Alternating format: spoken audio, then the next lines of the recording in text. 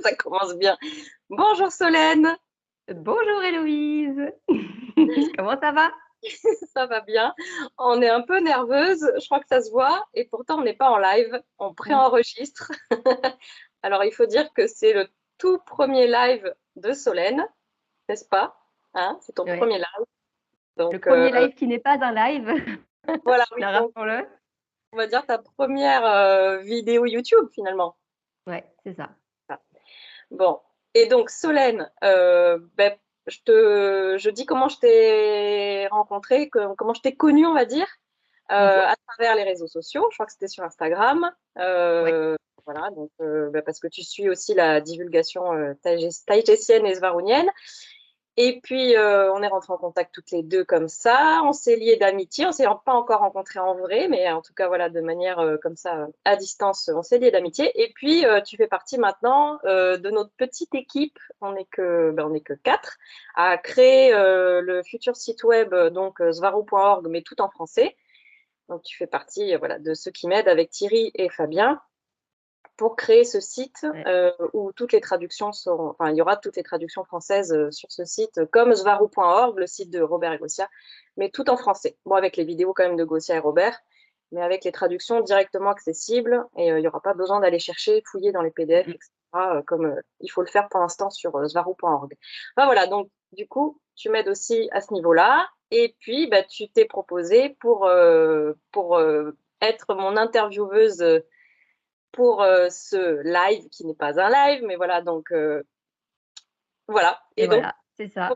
pose des questions et tu me poses les questions. En fait, voilà, donc ce que j'ai fait, c'est que sur mon canal Telegram, bon, ça va pour la, la présentation, tu peux peut-être rajouter quelque chose ou je sais pas. Non, non, c'est ça. En fait, avec Héloïse, on a décidé du coup de recueillir toutes les questions, enfin, un certain nombre de questions via Telegram, via un canal qu'on avait ouvert exprès pour ça.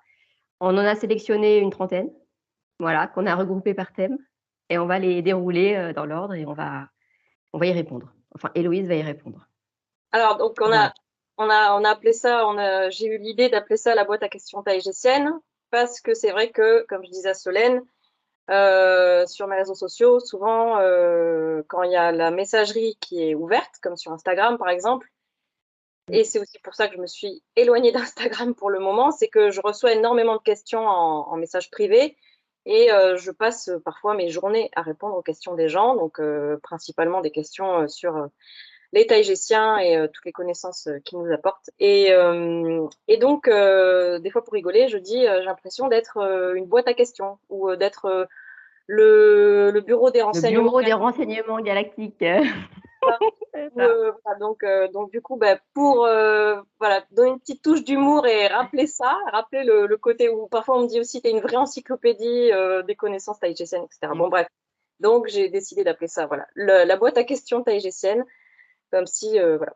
Et pour faire référence à ça, avec une petite touche d'humour. Et voilà. Et donc, oui, effectivement, j'ai ouvert, enfin, j'ai mon canal Telegram. Alors, je vais mettre les liens sous cette vidéo, hein. Vous pourrez retrouver ceux qui ne sont pas abonnés à mon canal Telegram, où je publie régulièrement des traductions des taïgésiens et des svarouniennes, des traductions en français.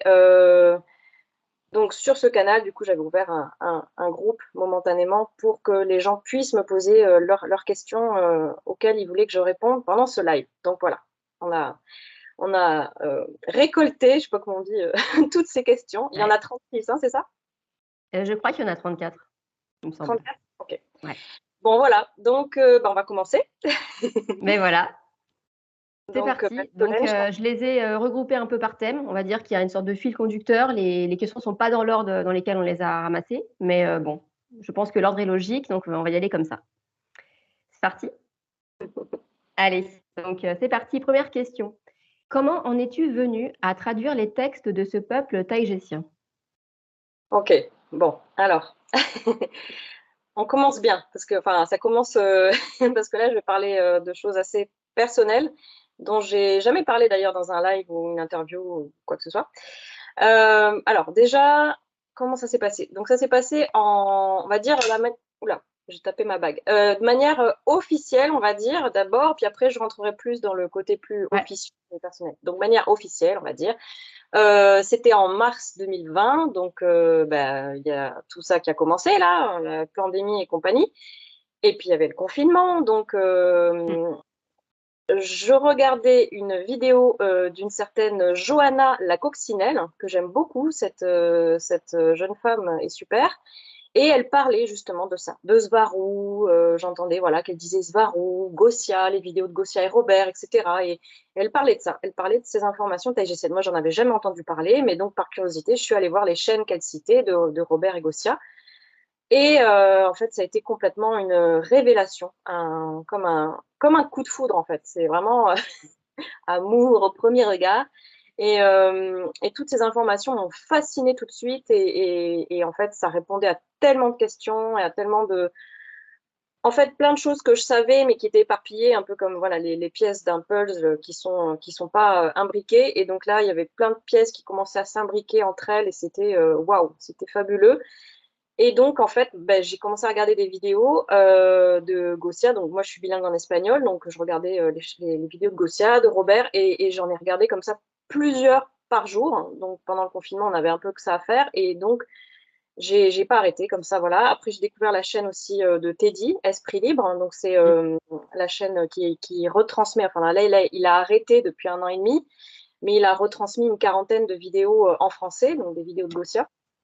Esprit libre. Donc voilà, après, donc j'ai connu Teddy comme ça. Ensuite, j'ai fait 2 lives avec lui sur sa chaîne d'ailleurs, Esprit libre. On est devenus amis avec Teddy, tout ça. Voilà. Et bon, ça c'est voilà. Donc ça c'est le côté, on va dire, euh, dont on peut parler facilement. Donc maintenant je vais rentrer. Actuel, quoi, pratique. Donc maintenant je vais rentrer dans le côté un peu beaucoup plus personnel. J'ai un peu le trac d'en parler parce que c'est quand même très particulier. C'est très beau, hein, mais voilà, c'est particulier. Voilà, bon, donc je me lance. Alors, en janvier 2020, donc 2 mois avant de découvrir ces informations taïgésiennes, Gossia, Robert et compagnie, voilà, moi je ne connaissais pas du tout, hein, en janvier, je ne connaissais pas du tout tout ça. Et je suis partie aux Philippines. C'était un voyage spirituel, voilà, avec un groupe, donc beaucoup de méditation, etc. On allait sur des lieux sacrés, avec de très hautes énergies, etc. Donc voilà, aux Philippines pendant 2 semaines, ça j'ai déjà dit, je vais y arriver. Avec un groupe, ça aussi j'ai déjà dit. Et donc en fait, un jour on est allé méditer sur un site, voilà, c'était avec un hôtel, avec la Vierge Marie, tout ça, c'était comme un, comment on appelle ça, il faut monter plein de marches, là, c'est comme je ne sais plus comment ça s'appelle, tu sais, comme une petite, c'est en ville, mais c'est comme un monticule, on dit? Enfin, non, c'est pas un monticule.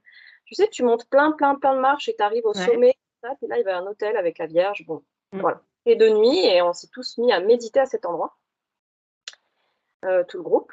Et puis, alors moi, je suis allée, je vais quand même dire un peu pourquoi je suis allée aux Philippines, pour exactement dans quel but. En fait, je suis pas juste allée là-bas pour méditer.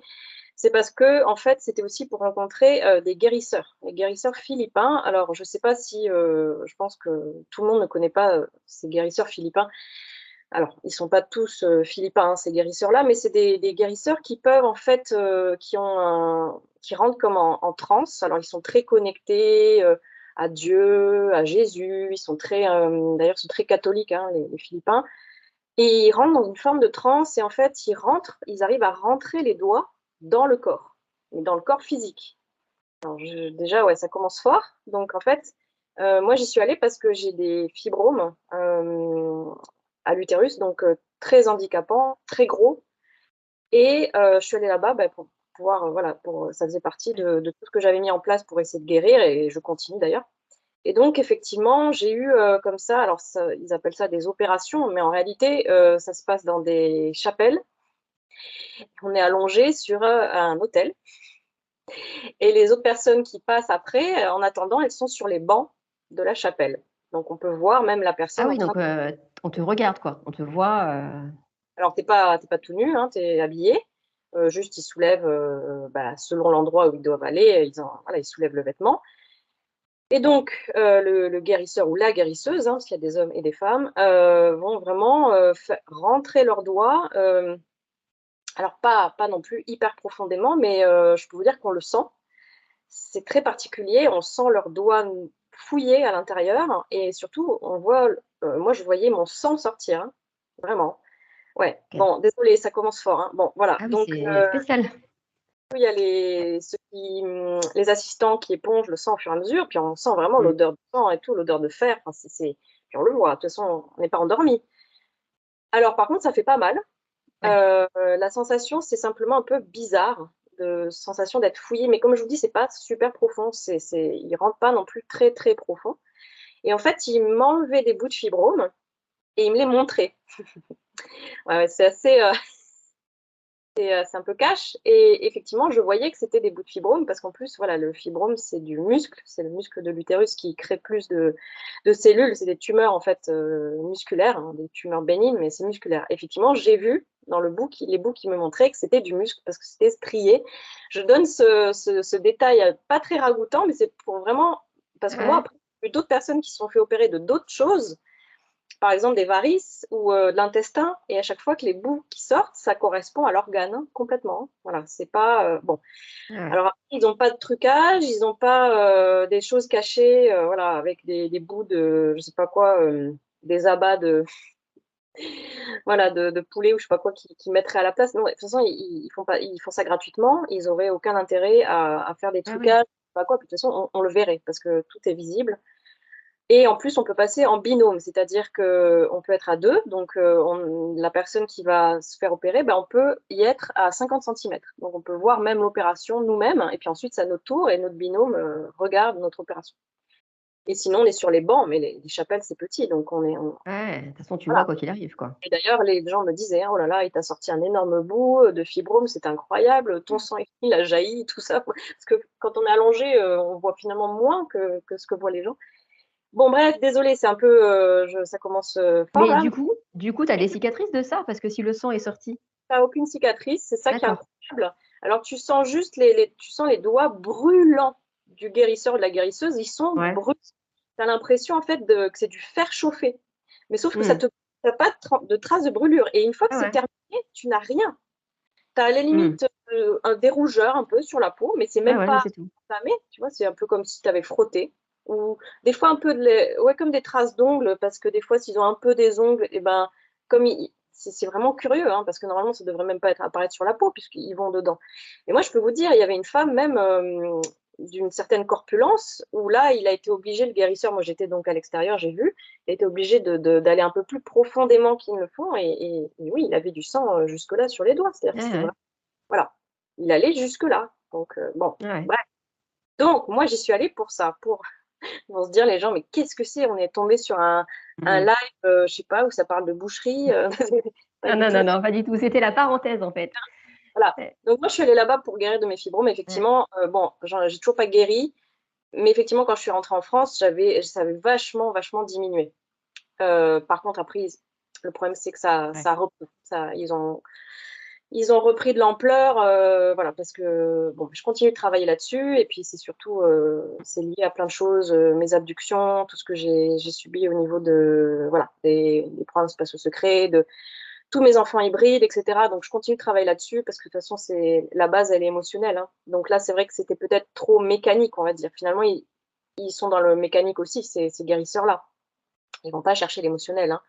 Bon, mais en tout cas, moi, j'espérais à l'époque, en 2020, bah, je me disais: «Peut-être que je vais guérir et puis peut-être même que je vais avoir, on sait pas, un enfant», parce que j'ai pas d'enfants, on va dire, normaux. J'ai des enfants hybrides extraterrestres, voilà, qui ne sont pas avec moi, ils ne vivent pas à la maison, n'est-ce pas? Donc j'ai pas d'enfant, voilà, comme une humaine, normale et Ouais. donc j'avais un petit espoir encore, à l'époque, on va dire, j'avais quel âge j'avais? J'avais, 41 ans. Je me disais: «Bon, on ne sait jamais, peut-être que je pourrais guérir de mes fibromes et rencontrer quelqu'un, avoir un enfant». Voilà. Bon, vous allez comprendre pourquoi je vous dis tout ça et puis donc on fait cette méditation-là, avec cet autel de la Vierge Marie et cetera. Bon, moi je suis pas religieuse, hein, je suis pas catholique ni rien du tout, mais voilà, c'était le cadre de ce groupe-là, de l'accompagnateur qui était très relié à tout ça. Bon, mais moi j'y allais surtout, voilà, pour tout ça, les guérisseurs, puis la méditation, j'aime beaucoup méditer, tout Mmh. ça. Donc c'est vrai que ce lieu était quand même, fort en énergie, assez puissant et tout d'un coup, en fait, donc moi au début, j'arrivais pas à me concentrer Puis j'ai fini par réussir à lâcher prise. Et donc, à un moment donné, j'ai eu ce fameux écran noir. Je pense que ceux qui méditent verront de quoi je parle, c'est-à-dire que un instant où tu n'as vraiment plus aucune pensée. Ça dure pas longtemps, mais quand tu l'as, tu es là, ouh. Enfin, bon, du coup, si tu fais ouh, tu as une pensée quand même. Mais enfin bon, voilà, le fameux écran noir. Et sur cet écran noir, donc j'avais les yeux fermés, j'ai vu une petite fille m'apparaître. Mais alors vraiment, c'était net, net, comme je te vois toi, Solène. Enfin, c'était incroyable. Cette petite fille, donc, elle était châtain avec les cheveux très longs et les pointes un peu plus claires, on va dire, châtain clair blond, des taches de rousseur, les yeux légèrement en amande, un petit peu, voilà, la scandinave, on va dire, donc bleu ciel très clair.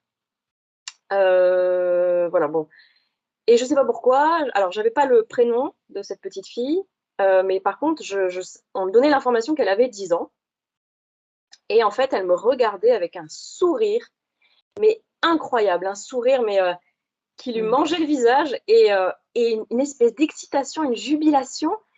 Et elle me regardait comme ça, avec les yeux écarquillés, et elle me disait, je suis ta fille du futur et j'ai tellement hâte de te retrouver. Et alors moi, bon, ben moi, je me suis dit tout de suite, hein, le mental qui fait ses petites analyses, tourr, hein, même en méditation, tourr, et je me suis dit, ah ben c'est ma fille que je vais avoir en fait en tant qu'Héloïse, parce que je vais guérir, Dans cette etc. vie-là, quoi. Voilà. Mais en même Ouais. temps, je me disais, mais pourquoi elle choisit de m'apparaître à 10 ans? Parce que ça semblait une information importante. Et vous comprendrez pourquoi je vous dis ça. Pourquoi 10 ans? Pourquoi, et puis pourquoi c'était comme une précision, enfin, je sais pas comment dire, c'était important que je Ah sache oui, que. c'était, oui, oui, c'est un élément Et, important de et elle me l'apparition. ressemblait, on pourrait dire, elle me ressemblait dans le sens qu'elle était plutôt blonde aux yeux bleus, enfin, elle était châtain, aux yeux clairs, mais finalement, elle me ressemblait pas tant que ça. Je trouvais qu'on n'avait pas du tout la même forme d'yeux, même la couleur de cheveux, finalement, c'était pas la même. Et je me disais, à moins que je rencontre, je sais pas moi, un Finlandais, un Suédois, du coup, qui, elle tiendrait de lui, finalement, du papa, parce que, enfin, je sais pas, vous voyez ce que je veux dire. Bon, ça aussi, je me disais, c'est curieux quand même. Bon, bref. Et voilà, bon, c'est passé. Bon, alors j'ai fondu en larmes, hein, j'ai fondu en larmes. Ah oui, oui, c'est ça, c'est qu'elle dégageait un amour, une lumière, une puissance, mais quelque chose, mais ça m'a bouleversée. J'ai fondu en larmes, j'étais fou, super émue. En plus, c'était la fin du séjour, tout ça, donc c'était vraiment magnifique. Euh, voilà. Et puis vraiment, je vous dis, excitée, mais vraiment comme une enfant la veille de Noël, quoi. C'était, comme si elle tenait plus, Ouais. quoi. Elle était là en mode, ouh, jubilée. Elle avait un petit côté comme ça, coquin aussi, voilà. Et donc, je rentre en France, tout ça. Donc, vient le mois de mars, je découvre Gossia, Robert et tout ça, Svarou, les Taïgésiens, nana.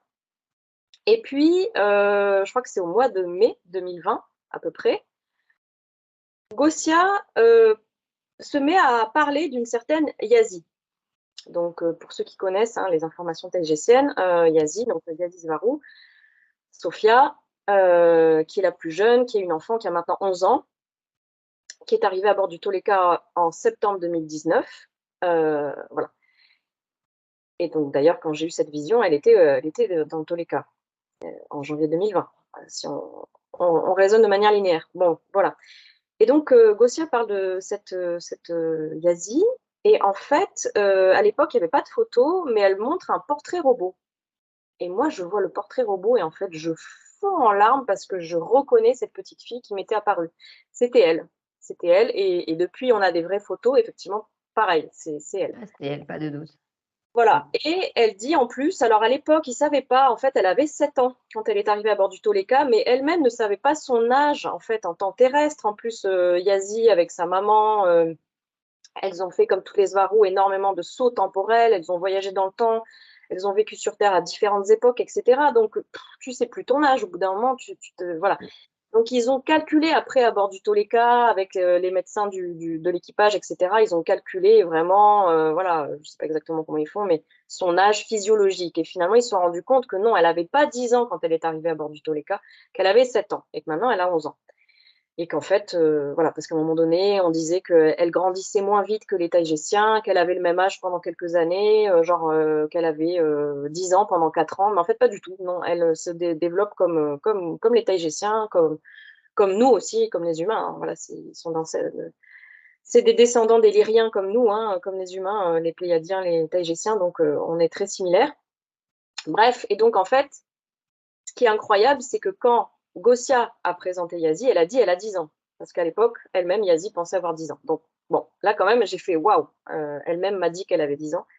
Bon, voilà. Et donc, je refonds en larmes. Et ce qui se passe, c'est que la nuit même, je fais un rêve où je monte à bord du vaisseau Toleka. Et là, je rencontre, donc un rêve quand même très réel. Hein.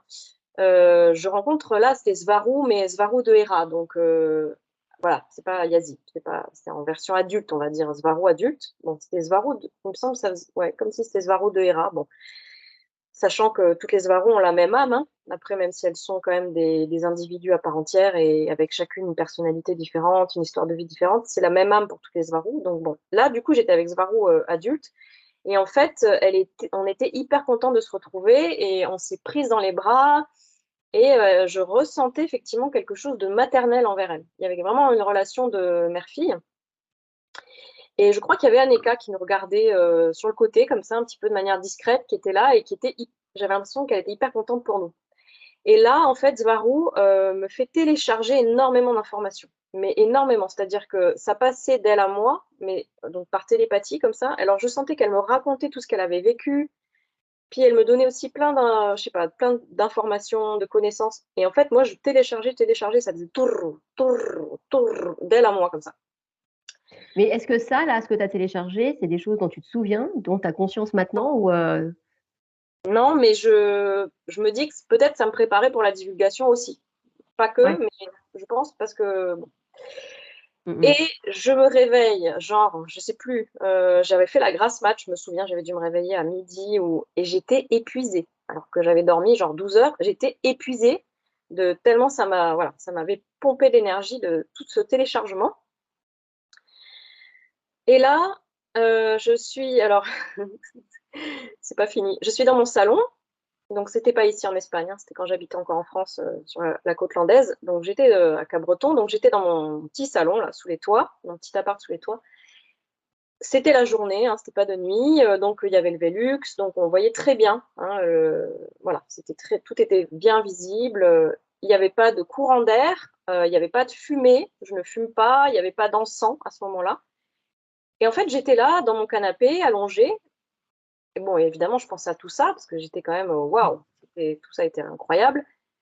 Et puis tout d'un coup, je vois, mais ça m'était jamais arrivé dans ma vie, hein, ça m'est jamais arrivé, je vois comme un petit nuage arriver comme ça dans l'air, quoi. Mais un petit nuage blanc, je sais pas comment expliquer, mais petit, comme ça, quoi. Et mm. qui se balade comme ça. J'étais là, wow, qu'est-ce que c'est que ça? Je vous dis, c'était pas une fumée, c'était pas, voilà. Et là, le petit nuage, il fait ta ta ta ta ta, et puis il se pose à côté de moi sur le canapé. Et là, tout d'un coup, wouh, je sens un truc, une puissance en moi. Et en fait, tout de suite, dès que j'ai vu le nuage, j'avais l'info que c'était Yazi, qui venait en astral, quoi, voilà, en décorporation, je sais pas. Et en fait, j'ai compris qu'elle s'incarnait en moi, enfin, se connectait à moi.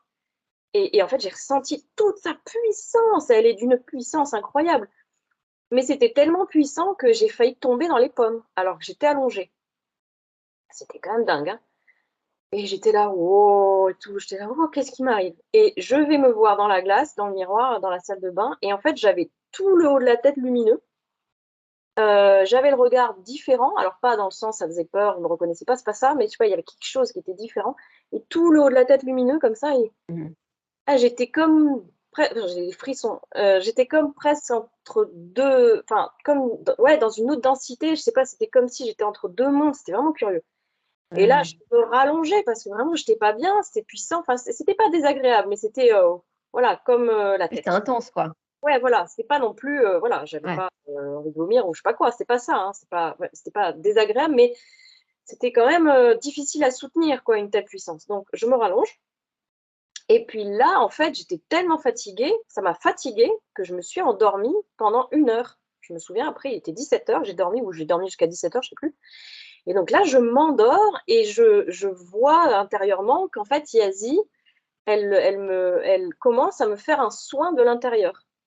Et en fait, déjà, alors j'ai pas compris, mais elle me mettait dans des carrés, dans un carré, puis après un autre carré plus grand. Enfin, c'était le haut du corps. Je sais pas pourquoi elle me mettait dans différents carrés. Bon, j'ai pas compris. Et après, elle m'a dit, je vais te modifier ou activer des choses dans ton ADN. Et en fait, je me suis endormie. J'ai dormi limite d'un sommeil de plomb. Et tout d'un coup, j'ai été réveillée, donc 1 heure après, hein, parce que quand j'ai regardé l'heure, 1 heure était passée, par un sifflement dans ma cuisine juste à côté. Donc, ça faisait vraiment comme ça, avec ce petit côté malicieux d'Yazi, le petit côté comme ça. Et en fait, c'était comme si elle me disait, ça y est, j'ai terminé, et j'ai senti elle partait. Donc, pour me réveiller et d'un air de dire, voilà, c'est fini. Le son est fini. Ouais. Voilà. Et le soir même, je refais le rêve où je vais à bord du Toleka, je revois Svarou de Hera et elle me refait télécharger des choses. Donc, bon, c'était 2 jours ou 3 jours hyper intenses. Puis après, en plus, voilà, j'avais de nouveau des visions où je revoyais Yazi, je voyais qu'on se retrouvait toutes les deux, mais sur Terre, qu'elle était plus âgée, elle avait 12 ans, voilà, on se prenait dans les bras, on fondait en larmes, etc. Bon. Donc, ça a été vraiment ouais, 2, 3 jours super intenses. Voilà. Et à partir de là, j'ai décidé, mais c'était comme, enfin, je sais pas, c'était une évidence de faire la Ouais. divulgation des connaissances taïgésiennes en français. Voilà. Donc, je pense qu'il y a eu aussi une reconnexion avec ma mission, enfin, la mission que je donnais avant de venir sur Terre, et puis ça s'est reconnecté à ce moment-là. Donc, voilà. Voilà, j'ai pris beaucoup de temps pour raconter cette histoire, mais c'est vrai que c'était précieux pour moi de bien la raconter. Et voilà. Et donc, plus tard, il n'y a pas très longtemps, là, donc du coup, 3 ans après, j'en ai parlé déjà sur mon canal Telegram. J'ai rencontré Mélanie. Donc, pareil, je mettrai le lien de son Instagram. Elle n'a pas encore de site web. Elle va en créer un, mais pour l'instant, elle n'a que son site Instagram pour la contacter. Mais je peux donner aussi son Telegram, enfin sa messagerie Telegram, pour ceux qui ont Telegram aussi. Et donc, cette Mélanie est vraiment une jeune femme incroyable. Tu la connais aussi. Et elle fait des Ouais. canalisations. Alors, autant je suis pas très canalisation, je suis pas très pour, parce qu'on sait voilà, que ça peut être très vite interféré, que ça peut être par notre ego ou par des entités, et que ici sur Terre, on baigne vraiment dans une soupe d'entités, et c'est très compliqué de s'élever en fréquence et d'être un petit peu, on va Ouais. dire, la tête au-dessus de cette soupe d'entités pour être sûr de canaliser des êtres positifs et pas ces entités-là. Et finalement, les bons channels, enfin, ça c'est le mot anglais, ils sont rares. Voilà. Mais pour moi, Mélanie, vraiment, j'essaie de. Alors, évidemment, c'est pas complètement objectif, mais vraiment, toi aussi, je pense, tu penses la même chose, Solène, elle est hyper douée. Donc, hein, tu confirmes, parce qu'elle t'a fait une canalisation aussi. Ouais. Oui, je confirme. Elle ne veut pas trop parler d'elle, elle m'a dit. Donc, bon, ok. Et donc, du coup, elle canalise. Alors, ça peut être notre famille galactique, un guide. Enfin, ça peut être voilà, de différentes personnes. Elle est très connectée donc au galactique. Donc, vraiment, je conseille de faire appel à ses services. Et surtout, elle fait un magnifique dessin avec la canalisation de ce message. Ça passe par un magnifique dessin avec des glyphes et des encodages, et juste en regardant le dessin, en fait, ça nous reconnecte à des mémoires, à plein de choses, même au niveau de l'ADN, ça nous travaille au niveau de l'inconscient, et en plus, c'est des très, très beaux dessins, voilà, qu'elle reçoit avec cette canalisation de ces êtres-là. Bref, et donc, je lui ai demandé récemment de se connecter à Yazi, Svarou, sans rien lui dire. Je ne lui ai pas raconté cette histoire justement pour pas l'influencer. Et elle a canalisé un message de Yazid Varou incroyable, où en fait, tout de suite, ça commence par ma petite maman, je sais plus comment, enfin, bon, j'ai fondu en larmes évidemment, et elle me raconte en fait, Yazid, en fait, j'ai été sa maman dans une autre incarnation. Donc c'était elle n'était pas en tant qu'Yazid Varou dans cette incarnation-là. J'étais sa maman, mais on a été séparés en fait. Et donc elle me cherchait depuis, et elle m'a retrouvée dans cette ligne de temps sur Terre. Voilà. On cherchait Ouais. mon âme. Voilà. Et donc, Ah, j'aime ce passage-là, me fait toujours des émotions, c'est trop bizarre. ouais, Quand j'avais lu la lettre, je me rappelle. Ouais, c'est magnifique ce qu'elle m'a écrit, mais c'est vrai que ça a été très dur dans cette vie-là. On a vécu des choses très difficiles toutes les deux. Moi, en tant que galactique, j'ai dû partir. Alors, on n'était pas pléiadienne, hein, on n'était pas taïgésienne. J'ai dû partir sur Terre en mission. On a été séparés, du coup, elle était petite. Et en fait, les choses ont fait qu'après, on s'est jamais revus. Et en plus, son papa, donc mon compagnon, le papa de Yazi, de cette incarnation-là, donc c'est pas Yazi, hein, son prénom n'est pas Yazi. Son papa est mort dans un vaisseau, dans une guerre, pareil, en orbite terrestre. Alors, est-ce que c'était les guerres d'Orion? Je sais pas, parce qu'apparemment, c'est quand même dans le futur par rapport à cette ligne de temps actuelle terrestre. Tout ça se passe dans le futur, et donc j'ai mieux compris pourquoi elle me disait, je suis ta fille du futur, et j'ai hâte de bientôt te retrouver. Quand elle m'a dit ça aux Philippines, dans ma vision, Mm. et là, j'ai tout compris. J'ai dit, mais oui, en fait, ma fille du futur, c'est pas que je vais la voir en tant que fille là, en tant qu'Héloïse dans cette vie-là. C'est que par rapport à cette ligne de temps actuelle, c'est cette incarnation qu'on a vécue toutes les deux, elle est dans le futur par rapport à maintenant. Donc, et quand elle m'a dit je suis ta fille du futur, c'était ça que ça voulait dire. Ça voulait pas dire dans un futur je vais être ta fille. Ça voulait dire comme je viens du futur en fait et je suis ta fille dans ce futur-là. Et j'ai hâte de bientôt te retrouver. Ben oui, ce qu'elle est venue faire quand elle est venue me voir dans le salon, qu'elle s'est connectée à moi et puis depuis, ben voilà, j'ai pu communiquer aussi avec elle à travers cette canalisation de Mélanie. Et puis voilà, maintenant, je communique un peu avec elle par télépathie. Je dis un peu parce que c'est toujours difficile de se faire confiance et de. Voilà, hein, moi j'ai toujours ce côté, à douter parfois, à me dire, bon, voilà. Donc je ne suis pas non plus tout le temps en train de communiquer avec elle, pas du tout. Mais en tout cas, je la sens très présente et elle m'accompagne énormément. Elle est là, elle n'est pas loin, hein, en orbite terrestre, à 450 km de la Terre, hein, c'est vraiment pas loin.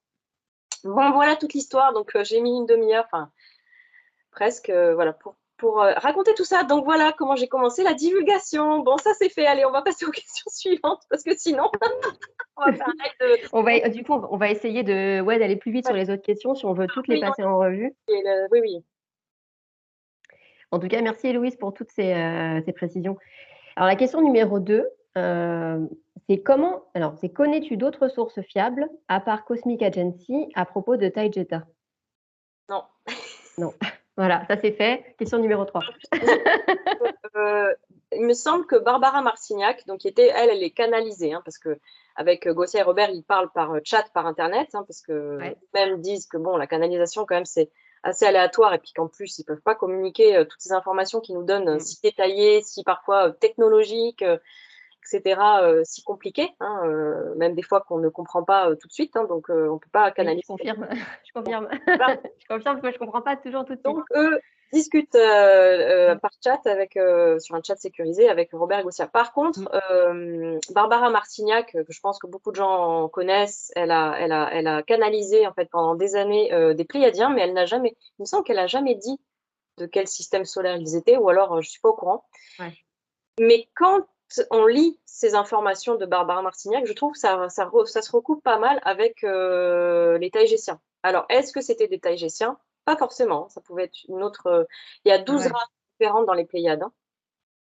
Donc voilà. Mais en tout cas, je trouve que ça se recoupe avec Barbara Marcignac. Mais voilà, il me semble pas qu'elle dise elle-même, ou je peux me tromper, hein, mais il me semble pas qu'elle dise qu'ils étaient Taïgésiens. Ouais, c'est ça. On ne sait pas si c'est de Taijeta. Elle est complètement fiable. Ses canalisations, ses livres. Très riche, très, très, hyper intéressant. Voilà.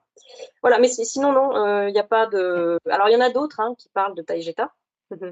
Mais voilà, je ne vais pas m'étendre sur le sujet, mais c'est des agents infiltrés voilà, qui travaillent pour la cabale et qui en fait parlent de Taïgeta, mais pour créer de la désinformation et justement qui ont pour mission de discréditer les Taïgésiens qui discutent avec Robert et Gossia, et donc eux, derrière, apportent de la désinformation par rapport à Taïgeta, par rapport aux Pléiades, etc. Et tout ça, évidemment, est comment dire, tout est calculé. Hein. C'est pas juste, oh, quelle coïncidence, eux-mêmes parlent de Taïgeta, tiens, oh, Taïgeta est à la mode en ce moment, non, pas du tout. C'est qu'eux-mêmes, ils ont débarqué pour, voilà, voilà. Ok. Donc voilà. Donc pas d'autres sources fiables. Pas à ma connaissance. Voilà. Pas à ta connaissance en tout cas, ouais. Ok, alors on passe à la question 3. Peux-tu nous affirmer que ce peuple, Marie et sa famille, sont bien réels? car il y a des tonnes d'informations qui vibrent fort, c'est presque trop beau. J'ai une petite méfiance naturelle, c'est plus fort que moi. Alors, cette personne déjà a raison d'être méfiante parce qu'effectivement, on est en ce Mm. moment, il n'y a jamais eu autant de désinformation. Moi, j'ai jamais vu ça. Et là, on est vraiment, quand on dit que c'est une guerre, mais une guerre des consciences, c'est tout à fait ça. Mm. Justement, ces agents de la cabale infiltrés qui sont passés pour des contactés, etc., ou des experts en extraterrestres, en exopolitique, des abductés, nanana, en fait, sont là donc pour diffuser toutes ces désinformations, pour discréditer les rares vraies informations, comme celle des Taïgésiens. Mais du coup, c'est vrai que la désinformation est partout. En ce moment, c'est hallucinant. Voilà. Et donc, je comprends cette personne et elle a raison de dire qu'elle garde une petite méfiance. Euh, alors, évidemment, moi, je ne vais pas lui dire que. Enfin, moi, j'ai jamais douté, en fait. Moi, je n'ai jamais eu aucun doute. Alors, je sais que c'est particulier, mais voilà, comme je vous dis, moi, il y a aussi cette histoire qui me lie à Ouais. Yazi. Et voilà. Donc, à la limite, je ne suis pas une référence, enfin, dans le sens, je peux pas. Voilà, moi, c'est. Mais voilà, tout ce que je conseille aux gens, c'est d'écouter leur cœur et de ressentir en fait si ça résonne en eux, tout simplement, ces informations-là, et surtout si Ah. ça expanse leur conscience, parce que c'est le but en fait. C'est uniquement le but de ces Eh transmissions oui, taïgésiennes, c'est d'expanser notre conscience et qu'on se libère de l'intérieur. c'est Donc, ça, ça ne doit pas nous limiter, mais nous ouvrir toutes les portes et finalement nous expandre, et c'est ça? surtout, à l'inverse de beaucoup d'informations qui sont pour moi justement de la désinformation, ce n'est pas du Ouais. divertissement. Parce qu'en Mm. fait, beaucoup justement, de ces agents créent du divertissement. C'est un peu comme on va manger ses pop-corn au cinéma et on regarde un film d'action Mm. américain. Hein, il y en a beaucoup, c'est ça, hein, voilà, qui Ouais. exposent, qui font des vidéos, des films, etc., ou des livres, pour offrir un divertissement, un échappatoire, en fait, Mm. euh, aux humains dits éveillés, qui croient à tout ça, hein, aux galactiques, etc., mais qui en fait, qui ont surtout, eux, besoin de s'échapper. Donc, ça, c'est pas le cas des Taïgésiens et des Svaroniennes. Leur but, c'est pas du tout de nous faire nous échapper, au contraire, c'est de nous faire aller à l'intérieur de nous-mêmes encore plus profondément et d'aller chercher ce qui nous limite, nos croyances limitantes, etc., briser ces limitations, expanser notre conscience. À chaque fois qu'on brise comme ça des limitations, on expanse encore plus notre conscience. Et voilà, et donc effectivement, des fois, ça fait un peu mal. Ça fait un peu mal, certaines informations, certaines choses qui nous communiquent. Tout d'un coup, ça peut être presque comme un monde qui s'écroule. Oui, Voilà. c'est ça, ils sont pas là pour nous vendre du rêve, quoi. Non, pas du tout. Voilà. Donc, Voilà. ça, pour moi, c'est une Ouais. preuve qu'ils ne sont pas là pour nous passer de la pommade et qu'effectivement, Ouais. ça, déjà, ça peut être une preuve en soi que s'ils ne sont pas là pour forcément nous plaire, mais plutôt pour nous aider, mais réellement, pour Oui. moi, déjà, ça leur donne vachement de crédit. Voilà. Mm, mm, Et mm. ensuite, peux-tu confirmer, Héloïse, que Marie et sa famille sont réels? À part ce que je vous ai raconté, non. Mais après, c'est à chacun voilà, de ressentir au fond de soi. Voilà. Après, je ne peux pas, moi, obliger les gens à y croire. C'est le chemin de chacun, c'est le ressenti de chacun. Donc, C'est voilà. ça résonne ou ça résonne pas et voilà, quoi. Voilà. OK, bah, merci.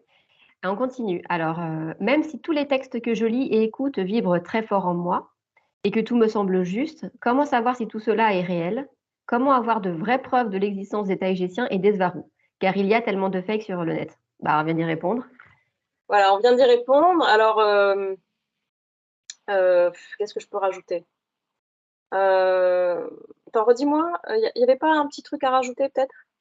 Alors, même si tous les textes que je lis et écoute vibrent très fort en moi et que tout me semble juste, comment savoir si tout cela est réel? Comment avoir de vraies preuves de l'existence des Taïgésiens et des Svarous? Entre Voilà. parenthèses, car il y a tellement de fakes sur le net. Alors, le truc, c'est que on pourra. D'ailleurs, je conseille à cette personne, si elle l'a pas encore lu, j'ai publié un texte, justement, enfin, une traduction qui s'appelle Pourquoi nous ne pourrons jamais avoir de preuves, quelque chose comme ça. Enfin, je ne sais plus Mmh. le titre Oui, ça exact. me dit quelque chose. Ouais. Voilà. Et en fait, c'est Asket de Temer, donc c'est la même Asket qui a rencontré Billy Meyer, qui a fait partie de l'équipe du Toleka. Bon, maintenant, elle est décédée. et Svarou de Hera, qui est décédé aussi depuis, mais qui ont communiqué avec Robert et Gossia là-dessus et qui ont expliqué qu'en fait, même si elles donnent des preuves, ça ne sera jamais assez, en fait, pour les humains. Je veux dire, par exemple, maintenant, ils nous transmettent des photos, d'accord? Bah, il y a des gens qui me disent, mais non, c'est pas possible. Ça ne peut pas être des extraterrestres, ils ressemblent trop à des humains. Donc, voilà, même si on a des preuves comme ça de photos, il y a toujours derrière les croyances limitantes qui arrivent Ouais. et qui gâchent tout, j'ai envie de dire.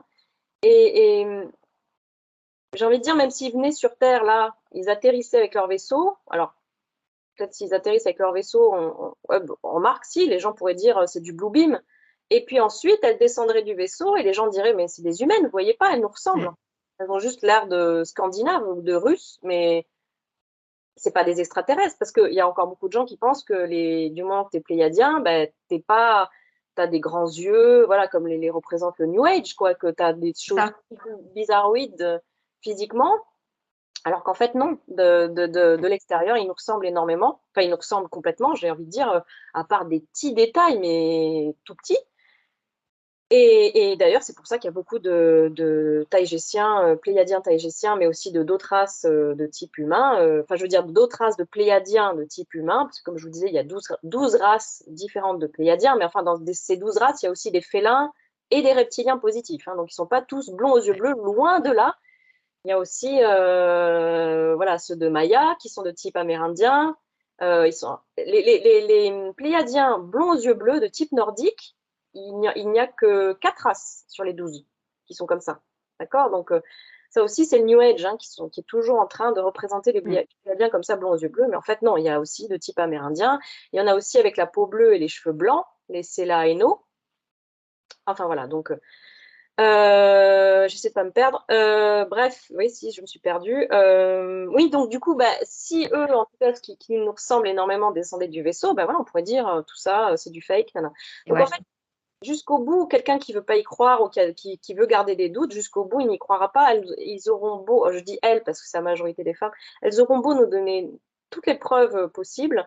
Ça sera, pour certaines personnes, en tout Mm. cas, ce sera jamais assez. C'est parce que la preuve, en fait, elle ne doit pas venir de l'extérieur, elle doit venir de l'intérieur. Moi, quand je Et vous ouais. dis, par exemple, que j'ai une révélation quand j'ai découvert ces connaissances, alors que je fais des recherches depuis quasiment enfant hein, à propos de tout ça, à travers des bouquins, voilà. Et puis après, quand on a commencé à avoir Internet, parce que moi, quand j'étais petite et ado, il n'y avait pas Internet, hein, donc c'était à travers des livres, je faisais comme je pouvais, avec ce que Mm. je pouvais, hein, c'était pas facile, mais j'avais cette soif de connaissances comme ça, ensuite à travers Internet, etc. Donc, je veux dire, moi, j'avais quand même déjà amassé énormément de connaissances, pas juste amassé, intégré. Hein. Mm. Moi, j'avais fait déjà une expansion de conscience énorme, mais là, franchement, ça a été wow, ça a été. Ouais. Oh et puis, il y avait plein de choses voilà, que je comprenais enfin. Donc, voilà. Donc, là, quand j'en parle, mais parfois, c'est limite comme une expérience mystique. Enfin, je veux dire, c'est quelque chose qui nous. Waouh, c'est, comme je disais, un coup de foudre. Enfin, donc, effectivement, si la personne, elle ressent pas ça, alors, ça peut être aussi parce qu'elle a le mental, elle a les peurs qui gâchent, en quelque Ouais. sorte, qui gâchent les choses, qui étouffent, hein, mais ça peut être une personne qui a, en général, des problèmes pour se connecter à son cœur. En général, des problèmes déjà pour se connecter à son intuition, pour se faire confiance. C'est pas l'histoire des taïgésiens, ils sont réels ou pas, en fait. Là, c'est juste symptomatique de quelque chose Ouais. de général. Donc, moi, je conseillerais à cette personne de travailler aussi la confiance en lui-même, en écouter son cœur, savoir vraiment se faire confiance, tout simplement, ses ressentis. Voilà. Et puis après, Mm. on peut se tromper. Les taïgésiens le disent eux-mêmes. Hein, ne nous écoutez pas que nous, allez vraiment chercher des informations si vous avez envie un peu partout. Et puis faites votre propre travail intérieur d'intégrer, de trier, de filtrer. Mm. Ça résonne, ça résonne pas, etc. Et Ouais. voilà, c'est le travail de chacun. Donc, voilà.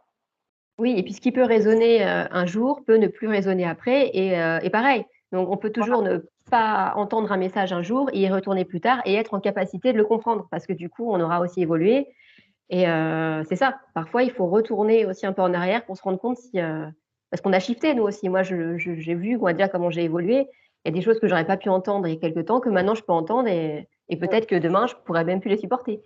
C'est ouais, Et comme c'est ça. le disent eux-mêmes, les Tahitiens et les Ouais. Varoniens, ils disent qu'eux-mêmes le font, se l'appliquent à eux-mêmes, c'est-à-dire Mm. que ne pas hésiter à lâcher ces anciens concepts si on trouve des concepts qui nous paraissent mieux. Mais oui, des idées, des concepts, des représentations, etc., des explications, des sources d'informations qui résonnent encore mieux que les anciennes. Et le problème de l'être humain, c'est qu'il a tendance à s'agripper, à s'attacher à ses repères, à l'ancien, à ne pas vouloir lâcher ça. Parfois même les repères, c'est comme carrément une bouée de sauvetage.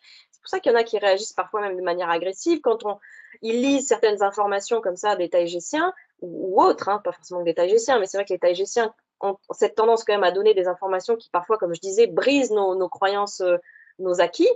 Et du coup, la personne, des fois, elle panique parce que c'est comme si tout d'un coup, on lui enlevait sa bouée et qu'elle allait couler, littéralement. Hein. Moi, j'ai vu des gens comme ça qui deviennent très agressifs envers les taïgéciens parce que ils ont peur, en fait, de lâcher prise sur leur ancien concept, leur ancienne croyance, leur ancienne compréhension.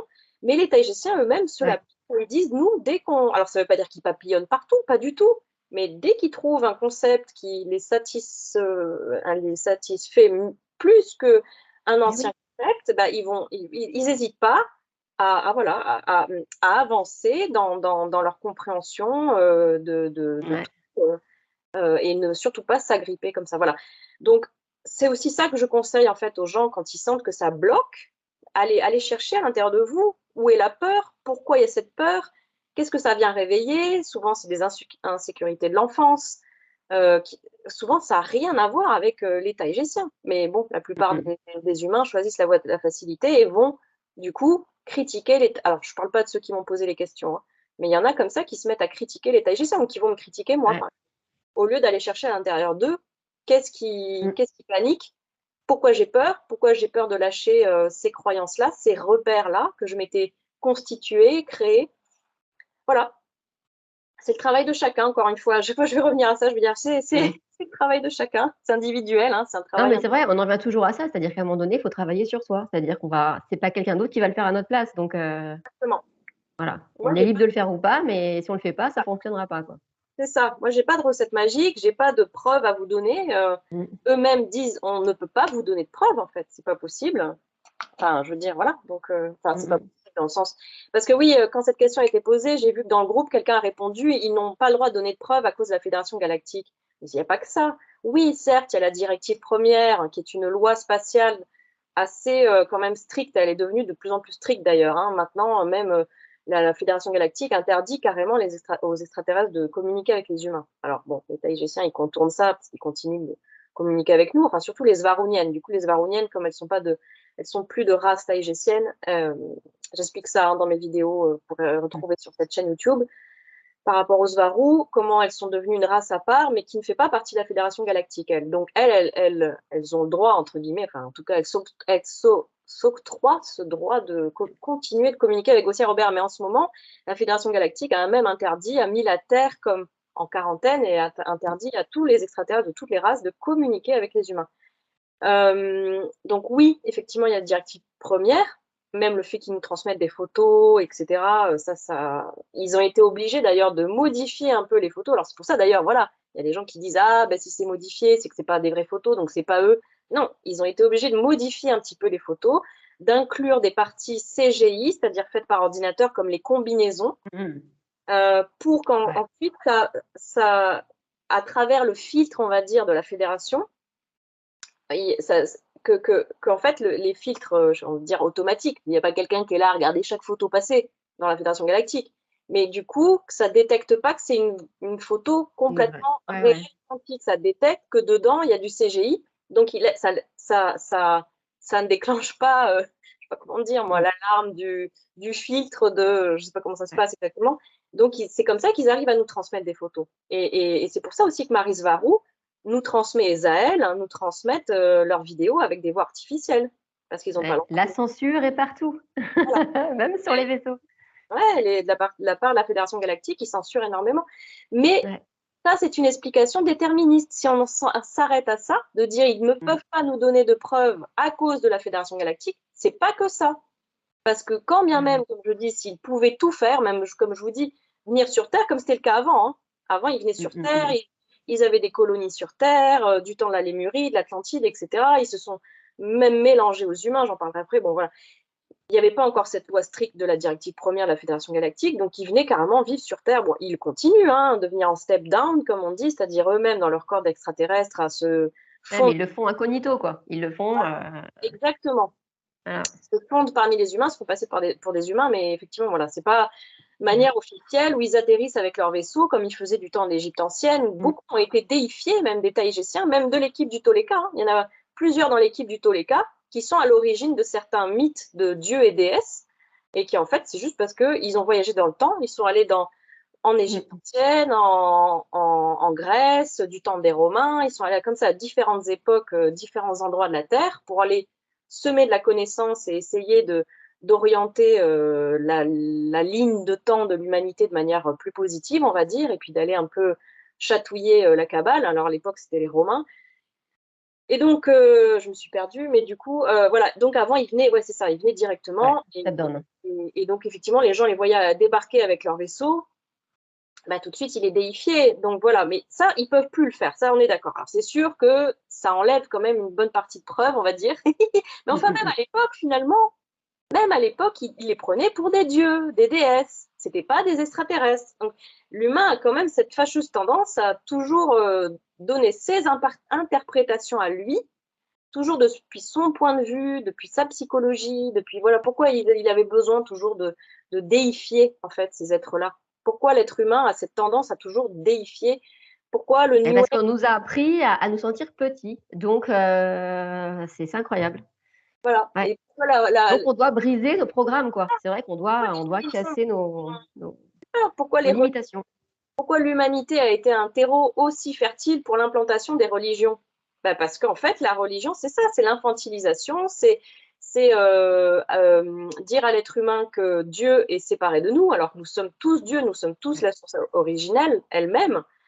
On n'en est pas séparés, la séparation n'existe pas, en fait. Donc tout est un. Mais dans les religions, on dit que Dieu, voilà, est séparé de nous, est un patriarche avec une barbe qui nous regarde dans le ciel, qui nous juge, etc. Enfin, quand on y pense, c'est ridicule. Mais effectivement, il y a ce côté comme ça de l'être humain, et encore actuellement, quand on voit tous ceux Ouais. qui sont fans du New Age, le New Age, c'est la religion 2.0, hein, où on mélange Jésus, Dieu avec les galactiques. Hein, mais on a juste mis du galactique en plus, hein, des extraterrestres en plus, Ouais. des vaisseaux, mais Ashtar, hein, c'est Jésus version galactique, hein, Ashtar Sheran. Voilà, donc du coup, l'humain doit grandir. Il doit vraiment apprendre à grandir, ne plus être ce petit enfant qui attend que papa et maman viennent lui prendre la main, viennent le sauver, viennent lui dire ce qu'il doit penser, ce qui est vrai et ce qui n'est pas vrai, ce qui est juste et ce qui n'est pas juste, ce qui est bon et ce qui est mal. Mais il faut arrêter. On n'est pas du tout l'humanité. Elle a toujours pas repris sa souveraineté. De toute façon, si l'humanité était souveraine, on ne vivrait pas ce qu'on vit actuellement depuis 3 ans avec la pandémie. Ouais. On manifesterait pas parce que c'est nous qui manifestons. L'humanité, le collectif, je dis pas chacun de nous individuellement, mais le collectif, globalement, c'est lui, hein, c'est l'humanité qui manifeste cette cabale qui nous soumet et nous fait subir toutes ces choses-là. Donc voilà. Bref, donc je suis un peu partie dans tous les sens, mais on va essayer de pas faire ça à chaque question. Ouais, on va se recentrer.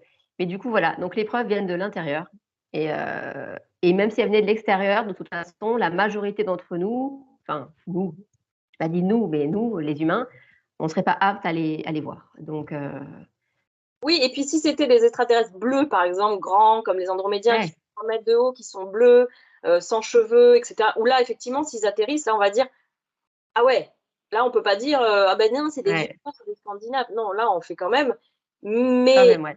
par contre, ce qui peut se passer, c'est que les gens, ils font des décompensations, ils pètent des plombs, ils partent en dissonance cognitive.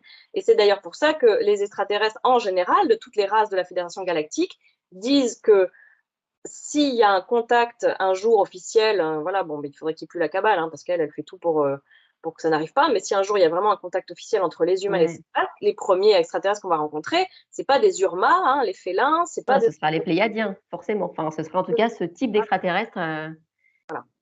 Ou Ouais. il y en a d'autres, hein. Il n'y a pas que les Taïgésiens qui sont de type humain, il y en a énormément en fait. Et il y en a déjà beaucoup sur Terre en step down, comme ceux d'Alpha Centauri aussi, on les appelle aussi les Alphraciens, donc qui sont d'anciens terriens. Il y en a énormément sur Terre. Ils sont plutôt de type Amérique latine, très grands. Donc pas petits comme en général ils sont en Amérique latine, ils sont très grands Ouais.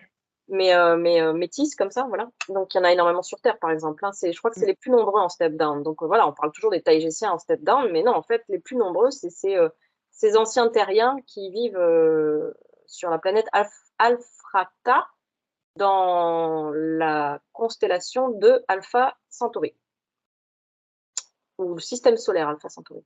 Mmh. Constellation Je crois que on a une question par la suite peut-être qui va parler de ça aussi. Voilà. Je sais plus. Allez, On continue. Ah, ça fait 1 heure déjà. Ouais. Question 5. Alors, dans une de ses vidéos, Marie explique qu'elle n'est pas la seule à avoir vécu une vie humaine sur Terre. Bon, bah voilà, on vient d'en parler. Y a-t-il des personnes qui peuvent témoigner de ça, d'être sûres d'en avoir croisé? Donc là, on vient de parler des personnes qui font des step down. Donc, il y en a. Et est-ce qu'on peut trouver des personnes pour en témoigner? Bah, ça va être pareil, même si on trouve des personnes pour en témoigner, on peut très bien dire, enfin moi oui, j'ai entendu des témoignages comme ça. Robert Mais est-ce d'ailleurs, qu'on va le croire? Robert lui il raconte souvent une histoire dans ses lives où il était suivi par une femme qui faisait 2,10 m, qui avait les cheveux jaunes, mais la vraie couleur jaune, elle n'était pas blonde, elle avait les cheveux jaunes. Elle avait une coupe de cheveux comme si elle s'était fait une couette et qu'elle s'était coupé la couette, donc après lâché, donc ça faisait un truc comme un truc trop bizarre, hein, très très mal coupé. Elle était habillée bizarrement, elle était de type humain, mais avec un visage quand même assez bizarre, et elle avait l'air de le suivre. Et c'était dans Barcelone. Et il y a des gens même qui la regardaient, qui étaient effrayés à son passage. Voilà. Après, j'ai une amie aussi, Marion, elle se reconnaîtra, qui marchait dans la rue et elle a été abordée comme ça par un grand jeune homme. Elle m'a dit, il était très grand, la peau très pâle, et il me parlait et elle me dit, j'ai senti qu'on se connaissait d'ailleurs, en fait, d'une autre incarnation. Et elle me dit, il avait les cheveux longs et je sentais, il cachait, et j'ai vu, il avait les oreilles un peu pointues vers le haut. Voilà. Donc, elle a senti qu'il était pas d'ici, ou peut-être de l'intraterre, c'est possible aussi. Mais bon, voilà. Mais il y en a plein, de toute façon, des step down, et on les verrait, je vous dis, on les prendrait pour des humains. Donc, comme là, ça revient, voilà, ce que je disais tout à l'heure, c'est-à-dire qu'on aurait beau dire, ou eux-mêmes, la personne qui a posé cette question, elle aurait beau en rencontrer des extraterrestres en step down sur Terre, ben, elle-même pourrait douter et se dire, bah non, c'est peut-être pas un extraterrestre. Parce que comme je vous dis, il y en a, ils sont comme des humains. Il y a Ouais. Alors, c'est sûr que les hommes taïgésiens, les femmes taïgésiennes, elles ont une moyenne d'1,60 m. Après, il y en a qui sont très grandes, hein. Aneka faisait 1,90 m, mais la taille moyenne des taïgésiennes, c'est 1,60 m. Par contre, les hommes, la moyenne, c'est 2 mètres. C'est énorme, parce qu'il y en a qui font même jusqu'à 2,50 m, hein. Mais bon, ils sont pas très. Enfin, c'est pas les plus. Voilà, les plus courants, on va dire. Mais ils peuvent mesurer jusqu'à même 2,60 m, je crois. Mais bon, on va dire que ce qui est plus courant chez eux, c'est plutôt 1,90 m, 2 mètres. Donc eux, ils disent, et en plus, c'est des armoires à glace, hein, ils sont méga costauds, parce qu'en plus, ils font beaucoup de sport. Donc effectivement, les hommes taïgésiens, on les voit beaucoup plus. C'est-à-dire qu'ils se baladent dans la rue, les gens quand même les regardent beaucoup plus, les femmes taïgésiennes se fondent beaucoup plus Oui, facilement. les femmes sont plus discrètes du coup de leur apparence. Exactement. Ouais. OK, ça marche. Du coup, bah, la question 6, ça ira bien avec ça. Est-ce que selon toi, certaines personnes connues sur Terre, politiciens, auteurs, artistes, peuvent être de ce même peuple? Oui, Du coup, j'imagine en step down, peut-être? tout à fait. Alors, il y en a une, je ne vais pas la citer, de toute façon, je ne me souviens plus comment elle s'appelle, mais effectivement, qui est infiltrée au niveau politique, en Russie, je crois. Mmh. Bon, j'en dirai pas plus. D'accord. Oui, oui, donc il y en a qui sont infiltrés, alors peut-être qu'il y en a qui sont passés pour des artistes aussi, je sais pas.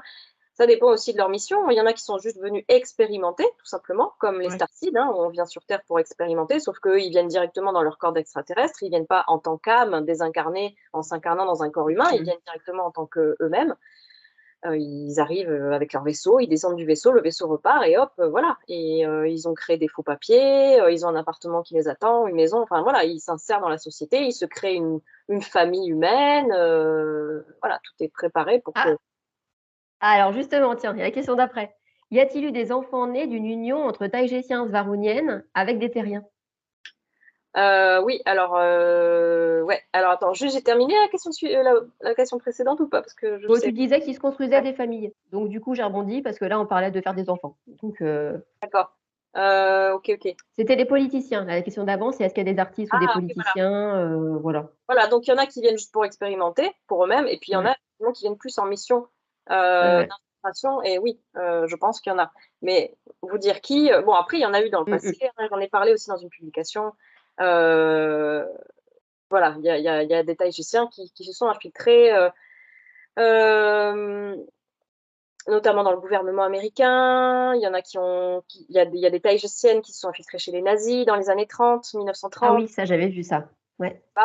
Il y a eu des infiltrations comme ça. Ça, j'en ai parlé dans un texte. Ouais. Comment il s'appelle ce texte? Je crois qu'il s'appelle L'humanité est-elle prête pour un contact extraterrestre officiel? Voilà. Et c'est en 2 parties, je crois que c'est la 2e partie. Sommes-nous prêts pour un contact officiel? C'est dans la partie 2 que je parle de ces infiltrations de notre passé à nous, de taïgésiens hommes et femmes au niveau comme ça, on va dire gouvernemental ou société secrète, etc. Donc voilà. Donc allez voir, j'en parle. J'explique tout ça, il y a des photos d'ailleurs, des vraies photos Ouais. de ces taïgésiens et taïgésiennes. Bref, alors, Ok. donc oui, alors il y a eu pour répondre à cette question-là, s'il y a eu des mélanges, hein, c'est ça.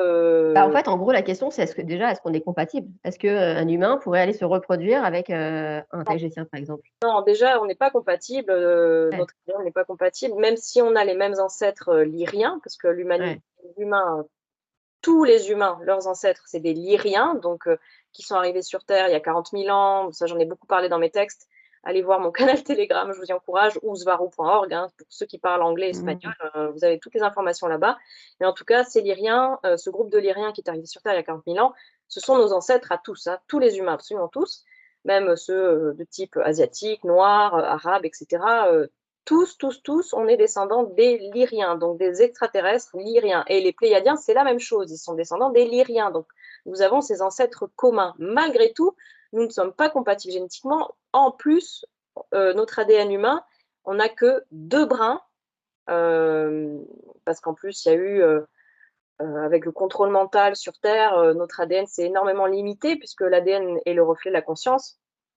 Donc tout ce contrôle mental qu'on subit depuis 40 000 ans, parce qu'il y a 40 000 ans, les Lyriens sont arrivés sur Terre, mais les reptiliens n'ont pas tardé à arriver aussi pour esclavagiser les Lyriens, nos ancêtres, etc. Et c'est là qu'ils ont commencé leur contrôle mental. Donc ça fait quand même 40 000 ans que ça dure. Donc effectivement, notre ADN est énormément modifié par ce contrôle mental, parce que c'est principalement par le mental, en fait, hein, puisque, comme je dis, voilà, l'ADN est la conscience. Alors après, ils ont fait quelques modifications génétiques en laboratoire, les reptiliens, sur notre ADN, mais pas tant que ça. Et c'est surtout qu'ils ont vu que s'ils ne faisaient pas du contrôle mental derrière, Ouais, ça tenait pas, l'ADN quoi. des Lyriens, au bout d'une ou 2 générations, Ouais. revenait à son état originel, parce que les Lyriens étaient très reliés à la source, très connectés à la source originelle. Donc, ils ont vu qu'en faisant du contrôle mental par-dessus ces petites modifications génétiques, là, ça cimentait la modification génétique. Ouais, Mais ouais, ouais. c'est donc principalement le contrôle mental. Donc, effectivement, notre ADN est complètement limité par toutes ces croyances en fait limitantes qu'ils nous ont fait intégrer depuis 40 000 ans. Et donc, on a un ADN où il n'y a que 2 brins, alors qu'à l'origine, notre ADN lyrien avait 12 brins. Les taïgésiens ont 12 brins, 24 paires de chromosomes. L'être humain n'a que 22 paires de chromosomes, 23 paires dans de très rares cas. Et les starcides, eux, ont 24 paires de chromosomes, mais parfois la 24e paire n'est pas activée. D'où l'intérêt, l'importance des starcides de se réveiller tout simplement à leur origine galactique, tout simplement. Oui, c'est ça, parce qu'en fait, dans une même vie humaine, on peut faire évoluer son ADN si on fait évoluer sa conscience, en fait. C'est ça, ça peut se voir Tout à fait. dans une vie, quoi, une seule vie. C'est-à-dire que les starcides ont quand même ces 24 paires de chromosomes en eux, mais la 24e paire peut être comme désactivée, endormie. Par contre, c'est vrai que les humains, qui sont aussi, comme je disais, hein, d'origine lyrienne, donc finalement on est tous extraterrestres, mais ceux qui s'incarnent sur Terre depuis des millénaires, eux n'ont pas cette 24e paire. Donc pour eux, ça peut être peut-être un peu plus long pour la récupérer. Mais par contre, les starcides, on arrive directement avec ces 24 paires de chromosomes. Et si on arrive à... Alors, il y a des starcides qui ont la 24e paire qui est activée, mais ceux qui ne l'ont pas activée, c'est parce qu'ils ne sont pas encore réveillés. Hein, il y a beaucoup de starcides qui sont perdus dans la matrice, hein, qui sont endormis, qui ne savent même pas Ah qu'ils ouais. sont partis d'eux-mêmes. Voilà, donc, et en réveillant cette 24e paire, on peut récupérer nos super pouvoirs. Mais enfin, c'est quoi? C'est la télépathie, la clairvoyance, la clairaudience, Ouais, ouais. la vision à distance quand je... Bon, ça, j'en avais parlé dans un autre live et je ne vais pas me perdre. Donc voilà, et donc, on n'est pas compatible avec les taïgésiens. Les taïgésiens eux-mêmes ne sont pas compatibles avec les autres races pléiadiennes, hein, par exemple. Hein. Il y a les pléiadiens Engan, du système solaire d'Electra, dans les Pléiades, qui leur ressemblent énormément. pareil, type nordique, les hommes avec barbe, tout ça. Bon. Sauf qu'ils ont plus de roux que chez les Taïgésiens. Bon, il y a aussi des roux chez les Taïgésiens. Mais ce que je veux dire, c'est qu'on on les verrait ensemble, on ne les distinguerait pas. Pourtant, ils ne sont pas compatibles entre eux. Ils ne sont pas compatibles au niveau génétique, donc ils ne vont pas l'être avec les humains. Par contre, ce qui s'est passé, c'est que les Taïgésiens ont eu, et les Pléiadiens Ngan aussi, ont eu des colonies sur Terre. Je ne sais pas il y a combien de temps, hein, mais bon, bref, il y a peut-être, j'en sais rien. Bon, il y a eu différentes époques où ils ont des colonies sur Terre, donc ils étaient carrément implantés sur Terre, hein, et donc ils ont fini, certains Taïgésiens ou certains Ngan, donc les Ngan, c'était plus les pays. Alors, tout à l'heure, je disais que les Taïgésiens sont de type scandinave, mais les Ngan étaient plus justement au niveau des pays scandinaves, donc Finlande, Suède, Norvège, tout ça. Et les Taïgésiens avaient plus des colonies côté slave, Russie, les pays d'Europe de l'Est, enfin plus par là. Et en fait, ce qui se passe, c'est comme je disais, c'est la conscience qui crée l'ADN, enfin la conscience se reflète dans l'ADN et c'est la conscience qui modifie l'ADN, c'est pas l'inverse comme on nous fait croire sur Terre, hein, que c'est notre ADN qui nous détermine, qui détermine notre conscience, pas du tout, c'est dans l'autre sens, il faut tout inverser. De toute façon, sur Terre, tout est inversé, donc il faut tout mettre à l'envers pour tout remettre à l'endroit, comme je dis. Et en fait, certains Taïgésiens et Ngan, à force d'être mélangés comme ça avec les humains, leur ADN s'est modifié. Alors, je parle d'une époque où il n'y avait peut-être pas encore la matrice lunaire et la matrice 3D artificielle. Hein, donc, la Terre était... je pense qu'à ce moment-là, la Terre était en 5D, mais peut-être que c'est arrivé aussi avec la matrice lunaire, je ne sais pas. La matrice est là depuis 12 500 ans, mais il me semble que c'était antérieur quand même, que c'était avant, quand la Terre était en 5D. Bon, bref. Mais en tout cas, leur ADN s'est modifié et a fini par être compatible avec... Oui, et puis l'humain de cette époque-là, avant la matrice lunaire, avait peut-être aussi une conscience du coup plus élevée qui permettait Ben oui, voilà, c'est ça. ça, en Je fait. ne sais pas encore Ouais. où en était leur ADN, s'il était déjà en train de se limiter, mais effectivement, bon, déjà, le fait qu'il n'y avait pas la matrice lunaire, ça, voilà, même si je dis toujours que les choses, il ne faut pas être dans le déterminisme et que les choses, c'est pas extérieur, tout est intérieur, bon, quand même, les fréquences basses lunaires nous limitent quand même aussi, hein, il n'y a pas que, voilà, bon, ça fait partie de la limitation. Mais ce que je veux dire, c'est que voilà. Et donc, du coup, ces Pléiadiens, Ngan et Taïgésiens, certains sont devenus compatibles génétiquement, à force de vivre avec les humains, en fait. Parfois, ça prenait 1 ou 2 générations, c'est-à-dire qu'ils avaient eux-mêmes des enfants, et les enfants, en naissant sur Terre, c'est complètement différent. Tu n'es pas dans le donc en naissant sur Terre, tu nais dans ce collectif, cet inconscient collectif. Du coup, tu adoptes, c'est tout cet inconscient collectif et ça se reflète dans ton ADN. Donc, du coup, oui, effectivement, il y en a qui ont eu comme ça des descendants. Et c'est comme ça que les gens disent, mais les Taïgésiens, on dirait des Russes de la Terre. Et en fait, il faut le dire dans l'autre sens. C'est les Russes qui ressemblent aux Taïgésiens. Parce qu'en fait, les Russes, beaucoup sont descendants des Taïgésiens. Et dans les pays scandinaves, ils sont descendants de Pléiadiens Ngan. Voilà. Donc, c'est pour ça que les gens même disent, non, ils sont trop humains pour être extraterrestres, ça prouve que c'est du fake. Ils n'ont pas compris, en fait, que c'est dans l'autre sens qu'il faut raisonner. Et, c'est plutôt que beaucoup d'êtres humains sont descendants des Taïgésiens et des Pléiadiens Ngan, et puis de d'autres, hein, d'autres races. Il n'y a pas que... Là, on parle que des Pléiadiens, mais il y a d'autres races aussi, de type humain, en tout cas, qui se sont mélangées aux humains et qui ont eu des descendants. Voilà. Ok, merci. On continue. Alors, question 8. Sais-tu si les Urma ou d'autres races extraterrestres ont eu des échanges avec nous, comme les Taïgésiens et les Aruniennes? Alors, oui, il y a beaucoup de races qui sont infiltrées sur Internet, dans les réseaux sociaux. D'accord. Donc, je vais les citer. Bon, donc, il n'y a pas que les Taïgésiens, il y a aussi donc, les Pléiadiens Ngan, dont je viens de parler, qui sont très, très amis avec les Taïgésiens. Mais en tout cas, voilà, eux, ils sont aussi dans les réseaux sociaux. Alors, je ne saurais pas vous dire hein, s'ils ont des comptes, si machin, je n'ai pas de lien à vous donner, je sais pas, je n'ai pas enquêté là-dessus, mais en tout cas, apparemment, ils sont beaucoup plus nombreux même. Les Taïgésiens sont les moins nombreux. Les Ngan sont plus nombreux.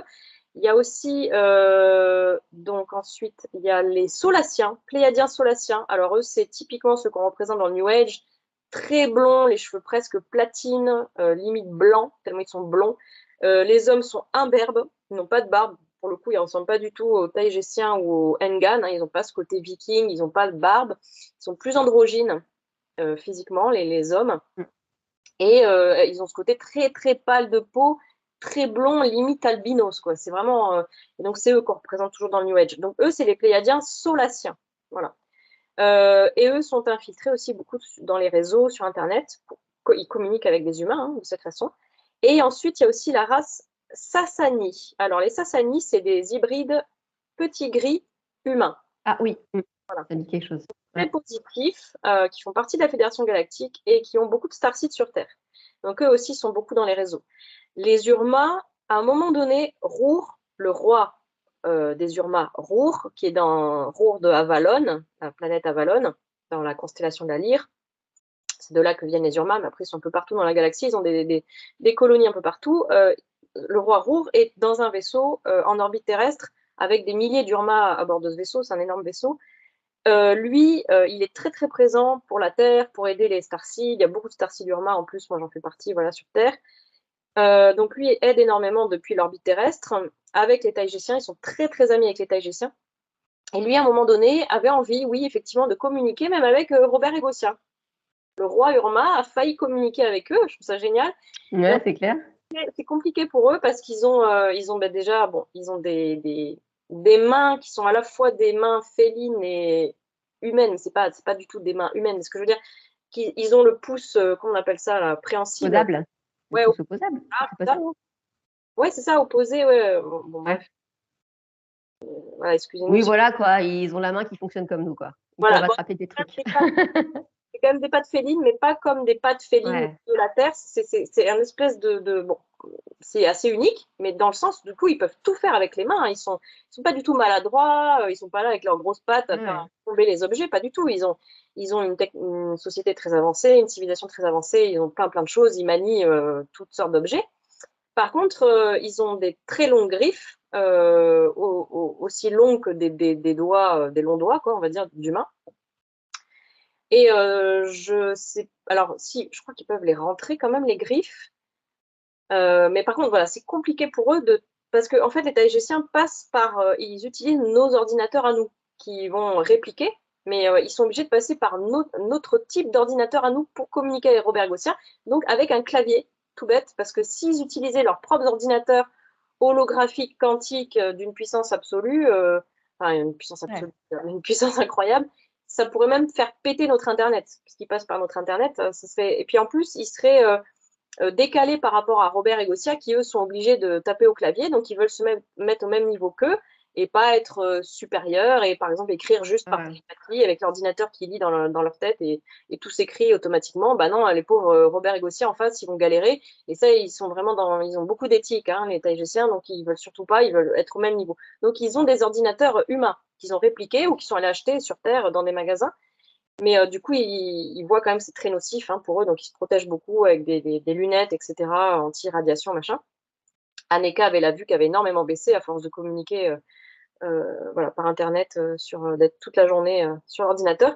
Et en fait, donc, Roux, à un moment donné, y avait pensé, mais le problème, c'est ça, c'est qu'il ne peut pas avec ses grosses patounes, même si comme je vous dis, Ouais.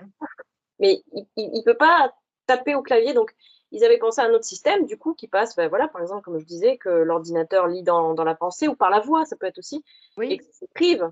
Mais finalement, il ne l'a pas fait. Et puis, apparemment, en plus, il est très occupé. Alors, après, ça ne veut pas dire qu'il n'y a aucun Urma infiltré dans les réseaux, mais en tout cas, visiblement, c'est pas ce qu'ils font eux.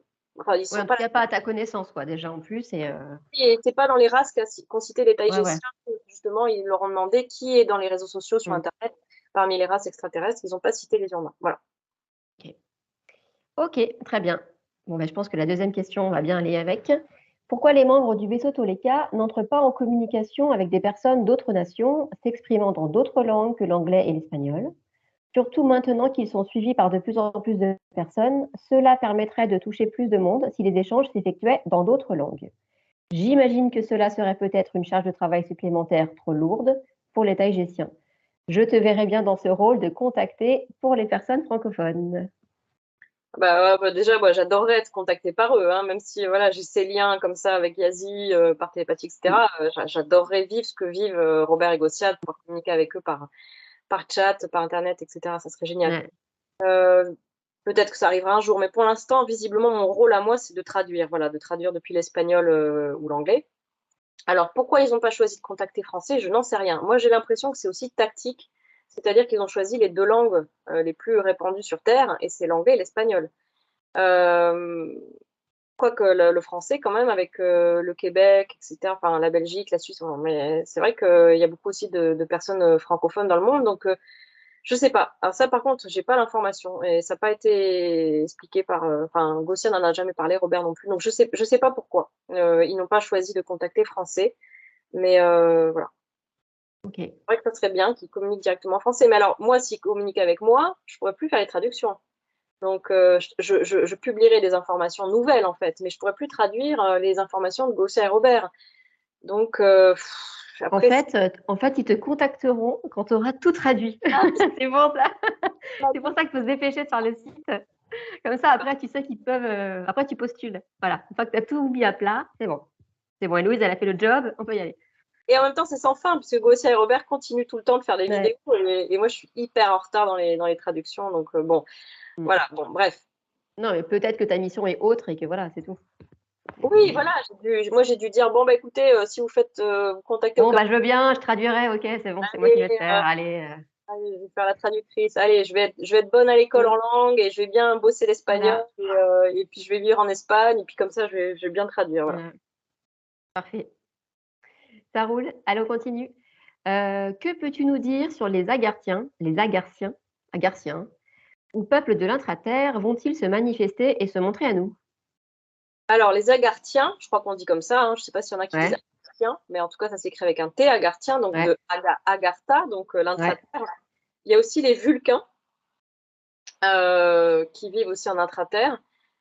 Donc, en tout cas, les Agarthiens, les Vulcains, on ne sait pas trop. Apparemment, même les Taïgésiens ne sont pas sûrs, mais les Agarthiens sont des anciens Lémuriens. Donc, la Lémurie, quand il y a eu le déluge qui a englouti l'Atlantide et la Lémurie, les Lémuriens, beaucoup se sont réfugiés en intra-terre, où ils avaient déjà des infrastructures, déjà créé des bases, Mhm. même des villes, etc. Donc, du coup, voilà, ils ont développé tout un monde en fait dans l'intra-terre. Hein. C'est vraiment même beaucoup plus développé qu'à la surface, beaucoup plus, on va dire, avancé au niveau technologique et au niveau spirituel, etc. Et c'est une société vraiment civilisation en 5D au niveau leur état d'esprit, ils sont vraiment 5D. Voilà. Et alors le problème, c'est que les Agarthiens, comme les Vulcains, depuis quelque temps, là, ils sont envahis par les reptiles. Oh, T'as eu peur? Qu'est-ce qui s'est passé? Au moment c'est où ma chienne qui a éternué, ça m'a fait peur. au moment où j'ai dit reptilien, tu sais, pile. Oh là là. Non, je crois qu'elle a éternué. C'était pas un bruit de reptilien dans ma maison, non, c'est pas ça. Ah Oh, ouais. l'angoisse. Non, non, mais c'est parce que au moment où j'ai dit reptilien, t'as fait ouh, tu sais, c'était Ah ça. non, non, parce qu'au moment où tu as dit reptilien, il y a eu un gros bruit et elle a éternué. J'avais Ouais. oublié ma chienne, quoi. J'étais absorbée par le truc. Bon, bah, j'ai hâte de revoir ma tête Bon, voilà. Et donc, quand je du vais voir coup, ça. les reptiliens, malheureusement, des reptiliens régressifs ont envahi Ouais. les entrées, surtout de l'intraterre. Je ne sais pas jusqu'où ils sont allés en profondeur, mais ils ont envahi au niveau, notamment en Antarctique, on le sait. Hein, donc, il y a les entrées de l'intraterre, c'est au pôle sud et au pôle nord. Et en Antarctique, donc pôle sud, il y a plein de bases aussi de la Kabbale. Il y avait des bases des nazis aussi, hein, déjà implantées du temps des nazis. Et donc, c'est complètement contrôlé par la Kabbale à ce niveau-là, au niveau de cette entrée, enfin, ces deux entrées, mais plus au pôle sud, en Antarctique. Et apparemment, ça a été même envahi par les reptiliens, les entrées. Après, je ne sais pas s'ils sont allés très profondément, mais du coup, eux, ils sont embêtés avec ça et ils sont en train de se dépatouiller comme ils peuvent pour les empêcher d'envahir l'intraterre, en fait, les reptiliens. Donc les Agarthiens et les Vulcains, je pense qu'ils sont avec ça. Mais par contre, ils sont très discrets. Ils ne communiquent même pas avec la Fédération Galactique. Donc c'est-à-dire que même la Fédération Galactique n'a pas tellement d'informations sur eux. Ils veulent vraiment pas très peu de contact avec la superficie, avec la surface, surtout maintenant en plus qu'ils sont envahis. Encore plus quoi. Et encore, donc ils sont très discrets. Donc voilà, quand est-ce qu'ils vont se révéler? J'en sais rien du tout. Les Taïgésiens eux-mêmes n'ont pas tellement d'informations par rapport à eux, Ouais. voilà, à part cette histoire de la Lémurie et que c'était des anciens Lémuriens et qui d'ailleurs la Lémurie était une base taïgésienne à la base, une colonie taïgésienne au tout départ. La Lémurie s'est créée sur une colonie taïgésienne. Donc il y a aussi des descendants de Taïgésiens, enfin ou des Ouais. Taïgésiens, enfin, en tout cas Agarthiens actuels, beaucoup sont descendants aussi de Taïgésiens. Enfin, c'est, voilà. Mais bref, donc voilà, je n'ai pas plus d'infos. Mais pareil, j'ai fait des textes sur les Agarthiens. Allez lire sur mon canal Telegram. J'en ai fait plusieurs, donc n'hésitez pas. Ça roule. Et sur l'intraterre, la Terre creuse, notamment.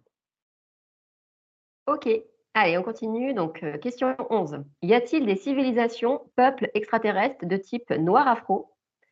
Donc, car je suis de race noire afro, donc ça m'intrigue. Je n'ai rien contre les grands bons musclés aux yeux bleus. Je suis même mariée avec une très belle brune européenne. Je pose cette question car par rapport à mes recherches, les extraterrestres noirs, ça ne court pas les rues. Alors, donc déjà, Yazi, parce qu'il y a eu cette question qui a été posée par des abonnés de Gossia et Robert. Hein. Donc Yazi y a répondu et a dit déjà, pourquoi vous dites race noire?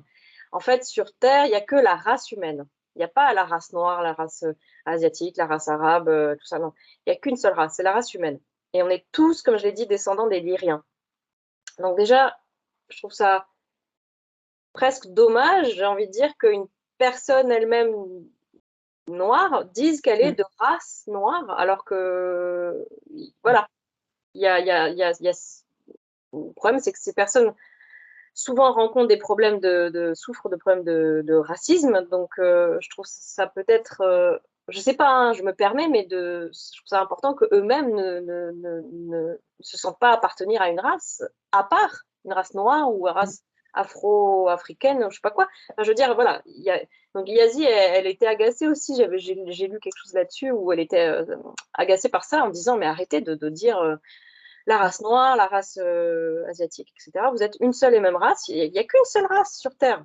Après, ce qui se passe, c'est qu'il y a comment dire, selon les pays, l'ensoleillement, etc., il y a eu des adaptations, en fait. Donc, effectivement, comme je disais à la base, les ancêtres, c'était des Lyriens, mais parmi les Lyriens eux-mêmes, il y a plein de couleurs de peau. Hein, c'est pas que des blancs aux yeux bleus, pas du tout. Et puis ensuite, ben voilà, sur Terre, il y a eu des adaptations au niveau biologique, génétique, etc. Donc, selon l'ensoleillement et tout ça, ben voilà, c'est comme ça qu'en Afrique, ben, ils ont commencé à avoir la peau, j'imagine, qui est devenue de plus en plus noire, tout simplement pour se protéger du soleil. Et que là où il y a moins de soleil, ben, du coup, la peau est plus blanche, tout simplement. Donc, voilà. Et donc, en fait,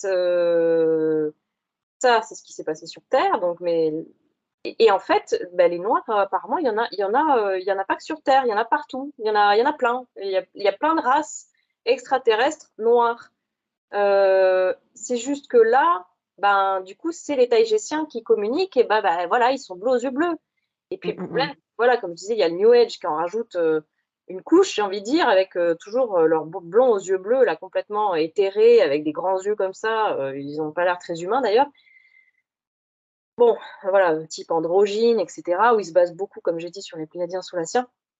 Mais c'est vrai que du coup, le public, il est un peu en mode oh là là, mais il y a que des blonds aux yeux bleus. Mais en fait, non, c'est juste. Que ce sont eux qui nous contactent, donc du coup, bah, c'est eux qu'on connaît. Voilà. Exactement. Donc, après, voilà, il y a d'autres races noires. Alors, je ne peux pas vous dire les noms, enfin voilà, mais il y en a apparemment. Alors, apparemment, quand même, la Terre, comment dire, c'est particulier. Il y a quand même il y a beaucoup de noirs sur Terre. Apparemment, voilà, il y a d'autres races noires dans la galaxie, mais il y en a beaucoup sur Terre quand même. Enfin, je veux dire, Voilà. la Terre est particulière aussi pour ça, voilà, si je peux dire les choses comme ça. Mais voilà, après, si cette personne veut s'intéresser par exemple à Corey Goode, je sais qu'il parle par exemple de la race Zoulou, mais une race extraterrestre, qui sont de type noir. Voilà, donc allez, peut-être qu'il peut aller creuser de ce côté-là, aller voir Corey Goode. Moi, je ne suis pas Corey Goode, hein, je suis de loin, vite fait, mais bon, bref, donc je ne pourrais pas en dire plus. Mais voilà, et aussi, il ne faut pas oublier, comme j'en parlais tout à l'heure, qu'il y a ceux d'Alpha Centauri, donc qui sont d'anciens terriens. Donc, c'est des terriens qui ont été abductés par les reptiliens depuis l'an moins 6000 avant Jésus-Christ jusqu'à l'an 1561 après Jésus-Christ. Donc, pendant plus de 7000 ans, des terriens ont été abductés par des reptiliens et emmenés sur cette planète Alphrata dans le système de Alpha Centauri. C'est pas très loin de la Terre. La planète elle-même ressemble énormément à la Terre, est très habitable, elle est même plus habitable que la Terre. Et là, c'est là où c'est quand même très gore, c'est que cette planète, eux, ils s'en sont servis, les reptiliens, comme d'une ferme, en fait, comme une grange. Et ils mettaient tous ces terriens pour les manger, pour les esclavagiser, pour faire des commerces de leur peau. Donc ça a été horrible. Pendant 7000 ans, ils ont vécu l'enfer, hein, ces terriens. Ils étaient parqués dans des cages, etc. Non, mais vraiment l'horreur. Et la Fédération Galactique a fini par intervenir. Je trouve qu'ils ont un peu tardé, mais apparemment, à l'époque, voilà, ils n'étaient pas trop présents dans notre système. Enfin, non, c'est pas dans notre système solaire, mais ils n'étaient pas trop présents dans cette partie-là de la galaxie. Je ne sais pas. Bon, en tout cas, ils sont intervenus enfin, la Fédération Galactique, en 1561. Là, pour le coup, il n'y avait pas de on n'intervient pas, nanana, non, là, il fallait vraiment intervenir parce que c'était quand même. On ne pouvait pas laisser ces êtres se faire bouffer comme ça par les reptiliens, c'était l'horreur. Donc, ils sont intervenus de manière complètement voilà, militaire. Il y a eu des guerres, etc. Voilà, dans l'espace. Ça a duré.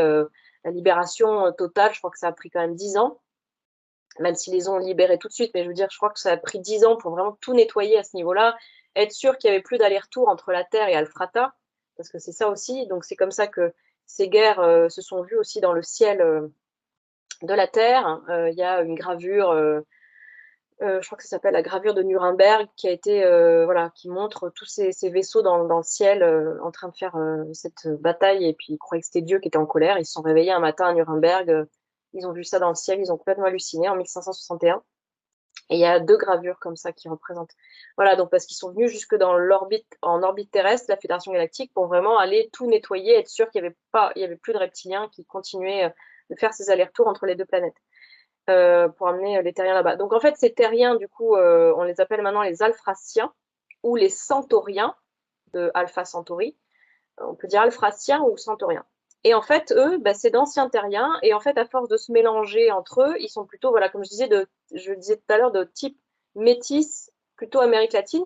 Mais parmi eux, il y a aussi des noirs. Voilà. Et puis bon, il y a encore quelques blonds apparemment. Ils ne sont pas non plus tous pareils, hein, mais c'est vrai qu'ils sont beaucoup mélangés. Et ils parlent, quand ils parlent, c'est comme plein de langues de la Terre mélangées. Donc ils Oui, commencent à parce que parler. sur cette planète, c'était que des terriens, en fait, qui étaient déportés, en gros. C'est C'est ça. ça. Donc, ils sont devenus, on peut dire maintenant des extraterrestres, hein, mais donc là, ça fait 500 ans qu'ils sont libres, qu'ils sont, voilà, une société 5D. La Fédération Galactique les a vraiment aidés à se développer, donc ils ont une très haute technologie, ils sont complètement, voilà, ils ont surtout soigné tous leurs traumatismes pour ne plus les manifester à l'extérieur, parce que sinon, ils allaient Ouais. continuer à manifester ces traumatismes absolument immondes. Je crois qu'il n'y a pas pire que ça, hein, que d'être enfermé dans une cage pour être bouffé, quoi, ou bref. Donc, la Fédération Galactique, les races comme ça, la Fédération, les ont énormément aidés, ils les ont pris vraiment sous leur aile, comme au début des petits-enfants qui ont besoin ben, voilà, de se réparer, de se soigner, et puis leur ont donné des technologies, etc. Et maintenant, ces centauriens, ce sont les plus présents en orbite terrestre. Ils nous aident énormément, ils protègent l'orbite justement des reptiliens et tout ça, ils interceptent tous les vaisseaux des régressifs qui entrent ou sortent en orbite de la Terre. Bref, et ils ont beaucoup de starseeds aussi sur Terre et beaucoup de step down, donc de centauriens ou alphraciens qui viennent directement, comme je disais, en step down sur Terre parce que voilà, ils sont grands, les hommes sont grands, hein, je crois qu'ils font aussi 2 mètres, mais ils font peut-être pas tous 2 mètres. Mais voilà, comme disait Yazi, ça peut être votre voisin, vous croyez que c'est votre voisin, hein, tous les jours vous lui dites bonjour, et puis en fait il a un vaisseau caché dans son garage. Mais voilà. Beaucoup, on se doute même pas, bah, surtout Ouais. eux, ils sont vraiment d'origine terrienne. Donc voilà, donc eux, ils ont ce côté aussi. Alors, c'est pas des noirs, mais parmi eux, il y a des noirs. Et puis voilà, il y a d'autres races de type noir. C'est juste que dans les contacts officiels, hein, comme l'État égyptien, bah, à part voilà, Corey Goode, hein, qui parle de cette race Zoulou, qui est apparemment le contact. Donc voilà, vous pouvez aller voir de ce côté-là. Mais sinon, oui, il se trouve que les Tahitiens sont blonds aux yeux bleus et ils le disent eux-mêmes, bah, écoutez, on n'y peut rien. On ne va pas s'excuser d'être blond aux yeux bleus. Et on est comme ça, quoi. Et puis Yazid dit, mais on s'en fout, on s'en fiche de la couleur de mes yeux, on s'en fiche de ma couleur de peau, de votre couleur de peau. C'est pas ça l'important. Voilà. Ouais. Ok, ça marche. On continue. Sans connaître personnellement notre famille d'âmes ou l'un d'entre eux, comment leur demander de retrouver mes super pouvoirs, car je ne supporte plus que mon corps déclare de nouvelles maladies dans cette densité.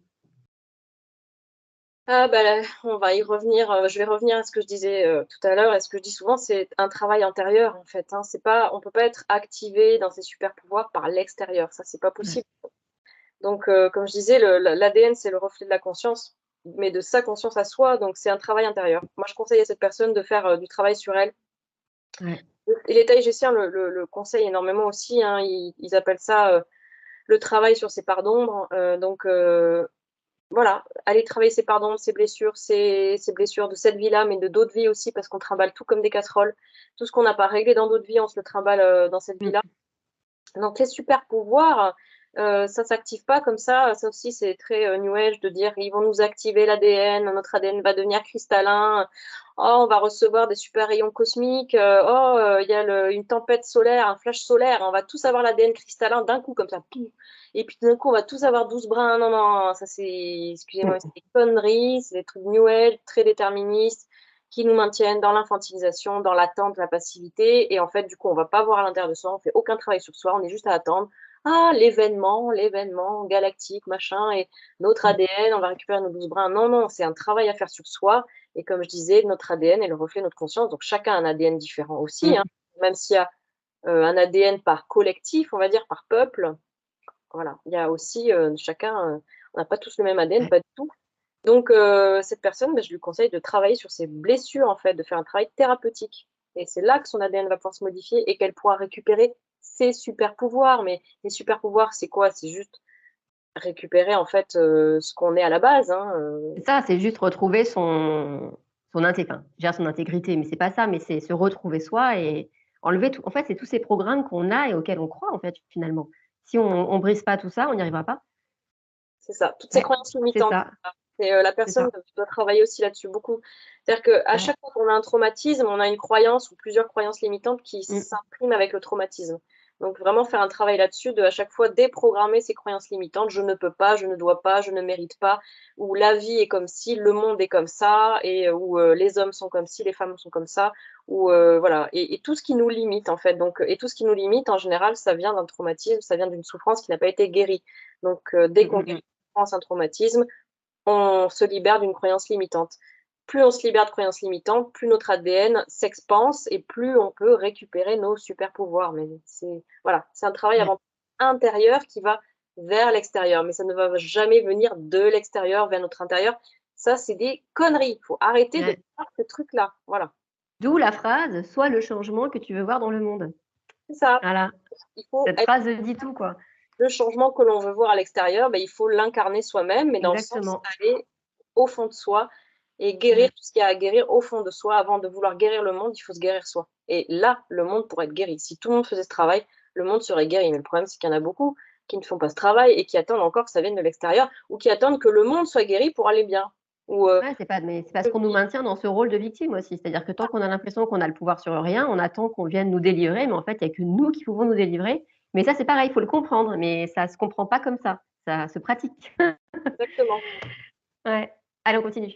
Est-ce qu'ils m'entendront depuis leur vaisseau avec leurs facultés supérieures et qu'ils capteront que je m'adresse à eux si je leur parle? Alors eux, Bonne si, question. parce que alors si c'est, la personne parle de sa famille galactique, oui, Ouais. forcément, parce qu'il est relié à eux, directement dans le cœur, ils se connaissent, donc oui, il suffit de se connecter à eux. Mais c'est pas mental, c'est voilà, ça part du cœur. Tu peux faire une méditation, par exemple, en état Ouais. de conscience modifié, te connecter à eux dans le cœur et simplement demander à te connecter à eux et laisser venir ce qui vient. Ça peut être des images, des ressentis. Mais oui, c'est tout à fait possible. Mais le fait que la personne me pose la question, c'est que déjà elle doute, en fait et il faut déjà travailler sur ça, sur comme je disais tout à l'heure, le doute, le manque de confiance en soi, le manque de souveraineté, la peur de pas y arriver, la peur que ce soit faux, que ce soit l'imaginaire. Faut pas oublier que l'imaginaire, en fait, il y a pas de différence entre l'imaginaire et le réel. En fait, on est aussi dans ces croyances sur terre que d'un côté il y a le réel, d'un côté il y a l'imaginaire et que Mmh. le réel est vrai, que le visible, le tangible, c'est la réalité et que l'imaginaire, c'est faux. Mais en fait, non, tout est de l'imaginaire. Tout n'est que Ouais. idée, en fait. Tout n'est que idée. Même le matériel, c'est parti d'une idée. Donc on Mmh est la mh, mmh. source originelle nous-mêmes et en fait, dès qu'on a une idée, une représentation, une pensée, ça se manifeste dans la matière. Donc, tout vient de l'imaginaire à la base. Tout est créé de l'imaginaire. Il suffit de penser à quelque chose pour que ça finisse par se créer dans la matière. Donc, je veux dire, je vais peut-être partir dans mon imaginaire, bah, si tu l'imagines, c'est que c'est réel, c'est que ça existe, puisqu'en plus, tout existe déjà, puisqu'il n'y a pas de Ouais. passé, de futur et de présent, tout est déjà là. Donc, si tu l'imagines, c'est que c'est réel, sinon tu ne pourrais pas l'imaginer. En tout cas, c'est réel pour toi. Tu connais ça. Si tu ne connaissais pas ça, tu ne pourrais pas l'imaginer.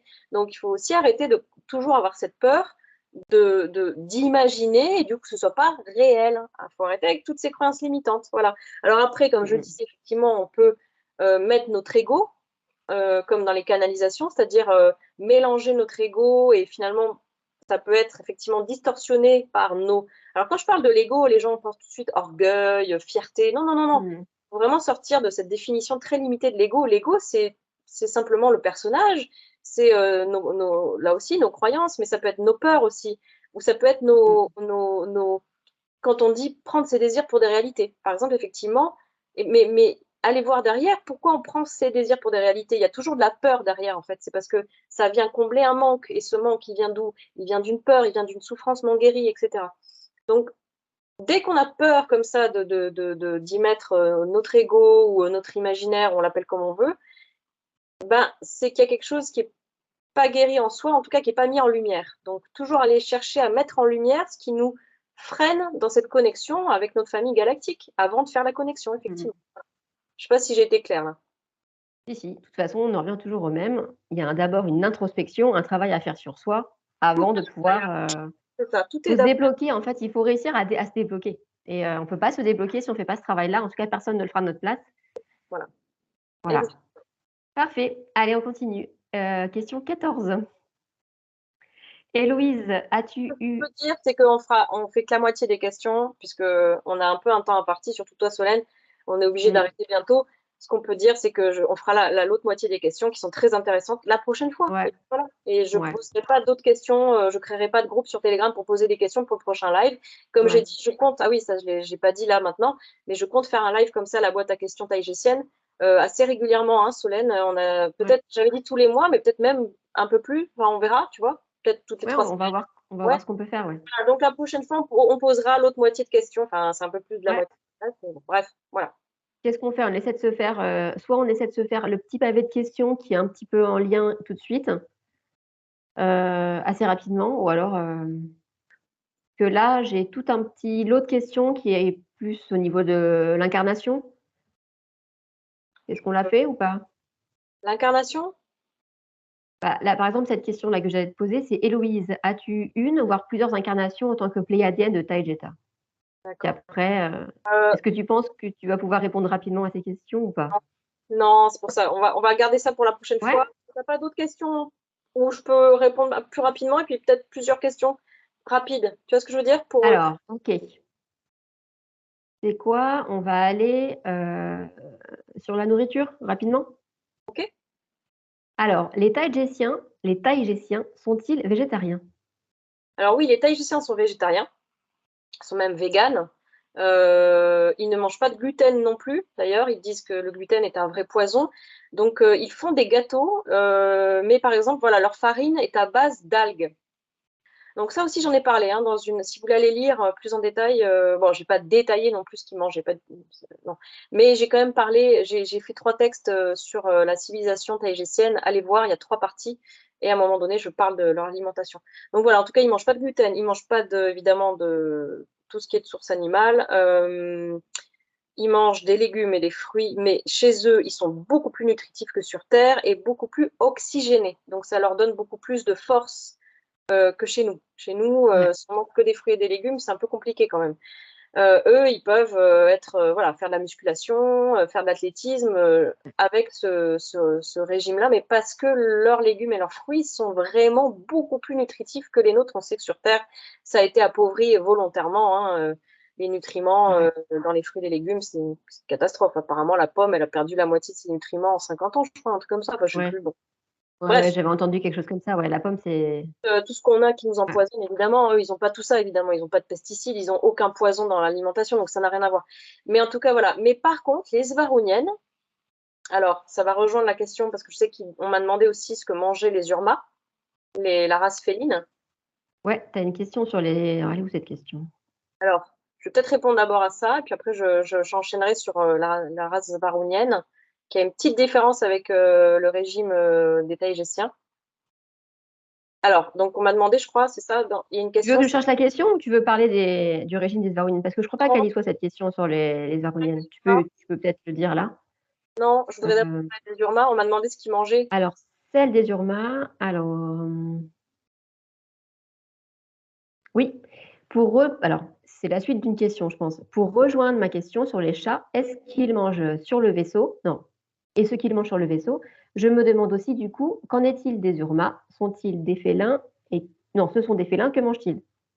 Ok, bon, je vais parler aussi des chats, effectivement. Alors, les félins, donc les Urmas, avant, étaient des chasseurs. Alors, je ne sais pas quand, hein, avant, ils chassaient, ils mangeaient des animaux, mais depuis, alors, je ne pourrais pas vous dire depuis combien de temps, ils mangent de la viande artificielle. Alors, ça n'a rien à voir avec la viande artificielle qui est créée sur Terre, où là, c'est un agenda de la cabale visant à nous empoisonner avec des tissus apparemment cancérigènes, ou je ne sais pas ce qu'ils font, enfin, c'est n'importe quoi. Eux, ça n'a rien à voir. Ils vont en fait cultiver, créer de la viande comme dans des sortes de medpods, des medbeds, comme les lits médicaux, là, les medbeds. Bon, ils créent de la viande artificielle, donc c'est exactement comme la viande, ça a le goût de la viande, sauf que ça vient pas d'un animal. Mais apparemment, ils ont quand même certains questionnements éthiques là-dessus. Des fois, ils se demandent si c'est bien même de faire ça. Voilà. Mais enfin, en tout cas, c'est leur régime à eux. Et je pense que, donc, parce que les Taïgésiens ont des chats, les chats d'ailleurs les chats de la terre domestiques, se sont échappés de vaisseaux taïgésiens qui avaient atterri en Égypte, du temps de l'Égypte ancienne. Ouais. C'est pour ça qu'ils disaient que c'était des cadeaux des dieux, mais c'était pas des dieux, hein, c'est des Taïgésiens qui venaient nous faire un coucou. Et puis il y a des chats comme ça qui sont échappés de leur vaisseau, et c'est comme ça qu'on a hérité des chats. Mais à la base, d'ailleurs, les chats domestiques de la Terre sont Urma. Oui, c'est ça. Ils viennent du peuple Urma. C'est comme leur Hmm. Starsky en quelque sorte. Bon. Mais en tout cas, voilà, les Taïgésiens ont beaucoup de chats, et ils en ont beaucoup là dans leur vaisseau Toleka, ils ont beaucoup de chats. Donc, Oui, c'était la question. Y a-t-il encore des chats sur leur vaisseau? Si oui, comment les Taïgésiens les nourrissent-ils? voilà, alors comme les Voilà, Taïgésiens, car les chats sont carnivores. voilà, comme effectivement, les chats sont carnivores et les Taïgésiens sont véganes. Alors j'imagine, ils n'en ont pas parlé, mais j'imagine qu'ils leur donnent de la viande artificielle créée par les Urmas. Mais ça, c'est ma déduction. Et Ouais. ensuite, je voulais dire que donc les Svarouniennes mangent de la viande artificielle parce qu'elles sont quand même très influencées par elles ont beaucoup vécu sur Terre à différentes époques. Et en fait, elles se sont rendues compte qu'elles ont plus de force en mangeant cette viande artificielle. Donc, même par exemple, Athéna, elle peut battre quand ils s'entraînent sur le vaisseau, ils font des arts martiaux, des sports de combat, etc. Quand elle s'entraîne, Athéna, Svaru, avec les Shinonymes, alors les Shinonymes, c'est comme les Ashmalim, c'est les forces spéciales taïgésiennes. Et donc les Shinonymes, c'est les forces spéciales Hmm. taïgésiennes féminines, et les Ashmalim, les masculins.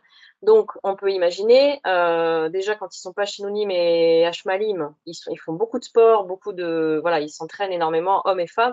Ils sont en très très bonne forme physique. Donc on imagine les Shinonymes et les Ashmalim, ils vont en mission spéciale sur Terre, etc. Enfin, c'est vraiment un peu comme les commandos, là, les GI, ils doivent avoir une force incroyable. Et bien Athéna bat, enfin, elle s'entraîne énormément, hein, elle fait du karaté, elle fait plein de choses, mais elle s'entraîne tous les jours, mais elle bat les Shinonymes en sport de combat, en arts martiaux. Ils se sont rendus compte, tous, hein, ils l'ont reconnu que c'est parce qu'elle mange de la viande artificielle.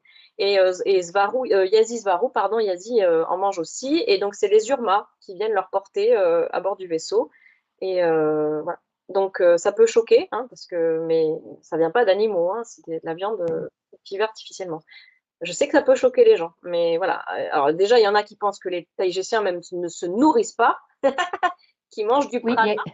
il y a une question comme ça. Alors là, il y en a qui vont apprendre qu'en plus, il y en a qui mangent de la viande artificielle, il y en a certains qui vont limite tomber dans les pommes. Mais bon, voilà, hein, comme vous le savez, Maryse Varro, elle a fait une vidéo sur les toilettes, hein. S'ils vont aux toilettes, c'est qu'ils mangent. Et voilà. Ok, parfait. Qu'est-ce Bon, qu'on est-ce fait? On qu'on s'arrête arrête là? là? Parce que je vois qu'il est. Ouais, je pense qu'on va peut-être s'arrêter là. Ouais. Ça laisse, du coup, on a fait à peu près la moitié des questions. Donc, du coup, ça laissera l'autre moitié Ah, pour une prochaine fois. ouais. C'est vrai qu'on avait été un peu optimiste en se disant qu'on allait faire la trentaine de questions en une Mm. seule fois. c'est pas possible. Surtout que j'ai raconté cette histoire au début. Ça a pris Ah beaucoup de ouais. temps. La prochaine fois, ça ira plus vite. J'aurai pas toute cette histoire personnelle à raconter. Voilà, bon bah écoute, merci beaucoup Solène. Finalement, Bah non.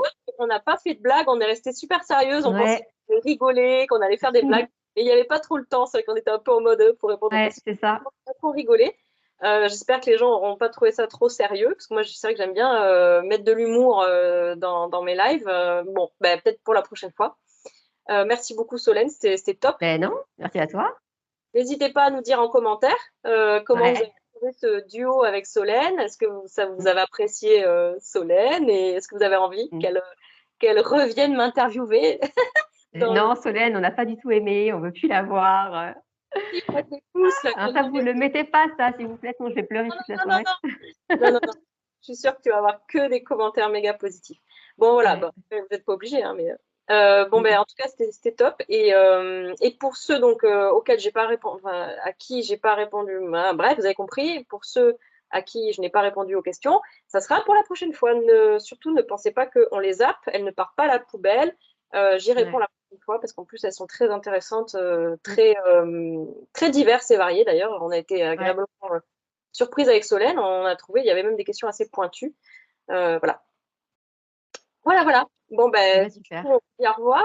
On vous fait des gros bisous. Ouais. Bisous. Merci Héloïse et Puis je te voilà. laisserai couper. Ouais, ça Mm. marche. Ça Ciao! marche. Ciao. Salut.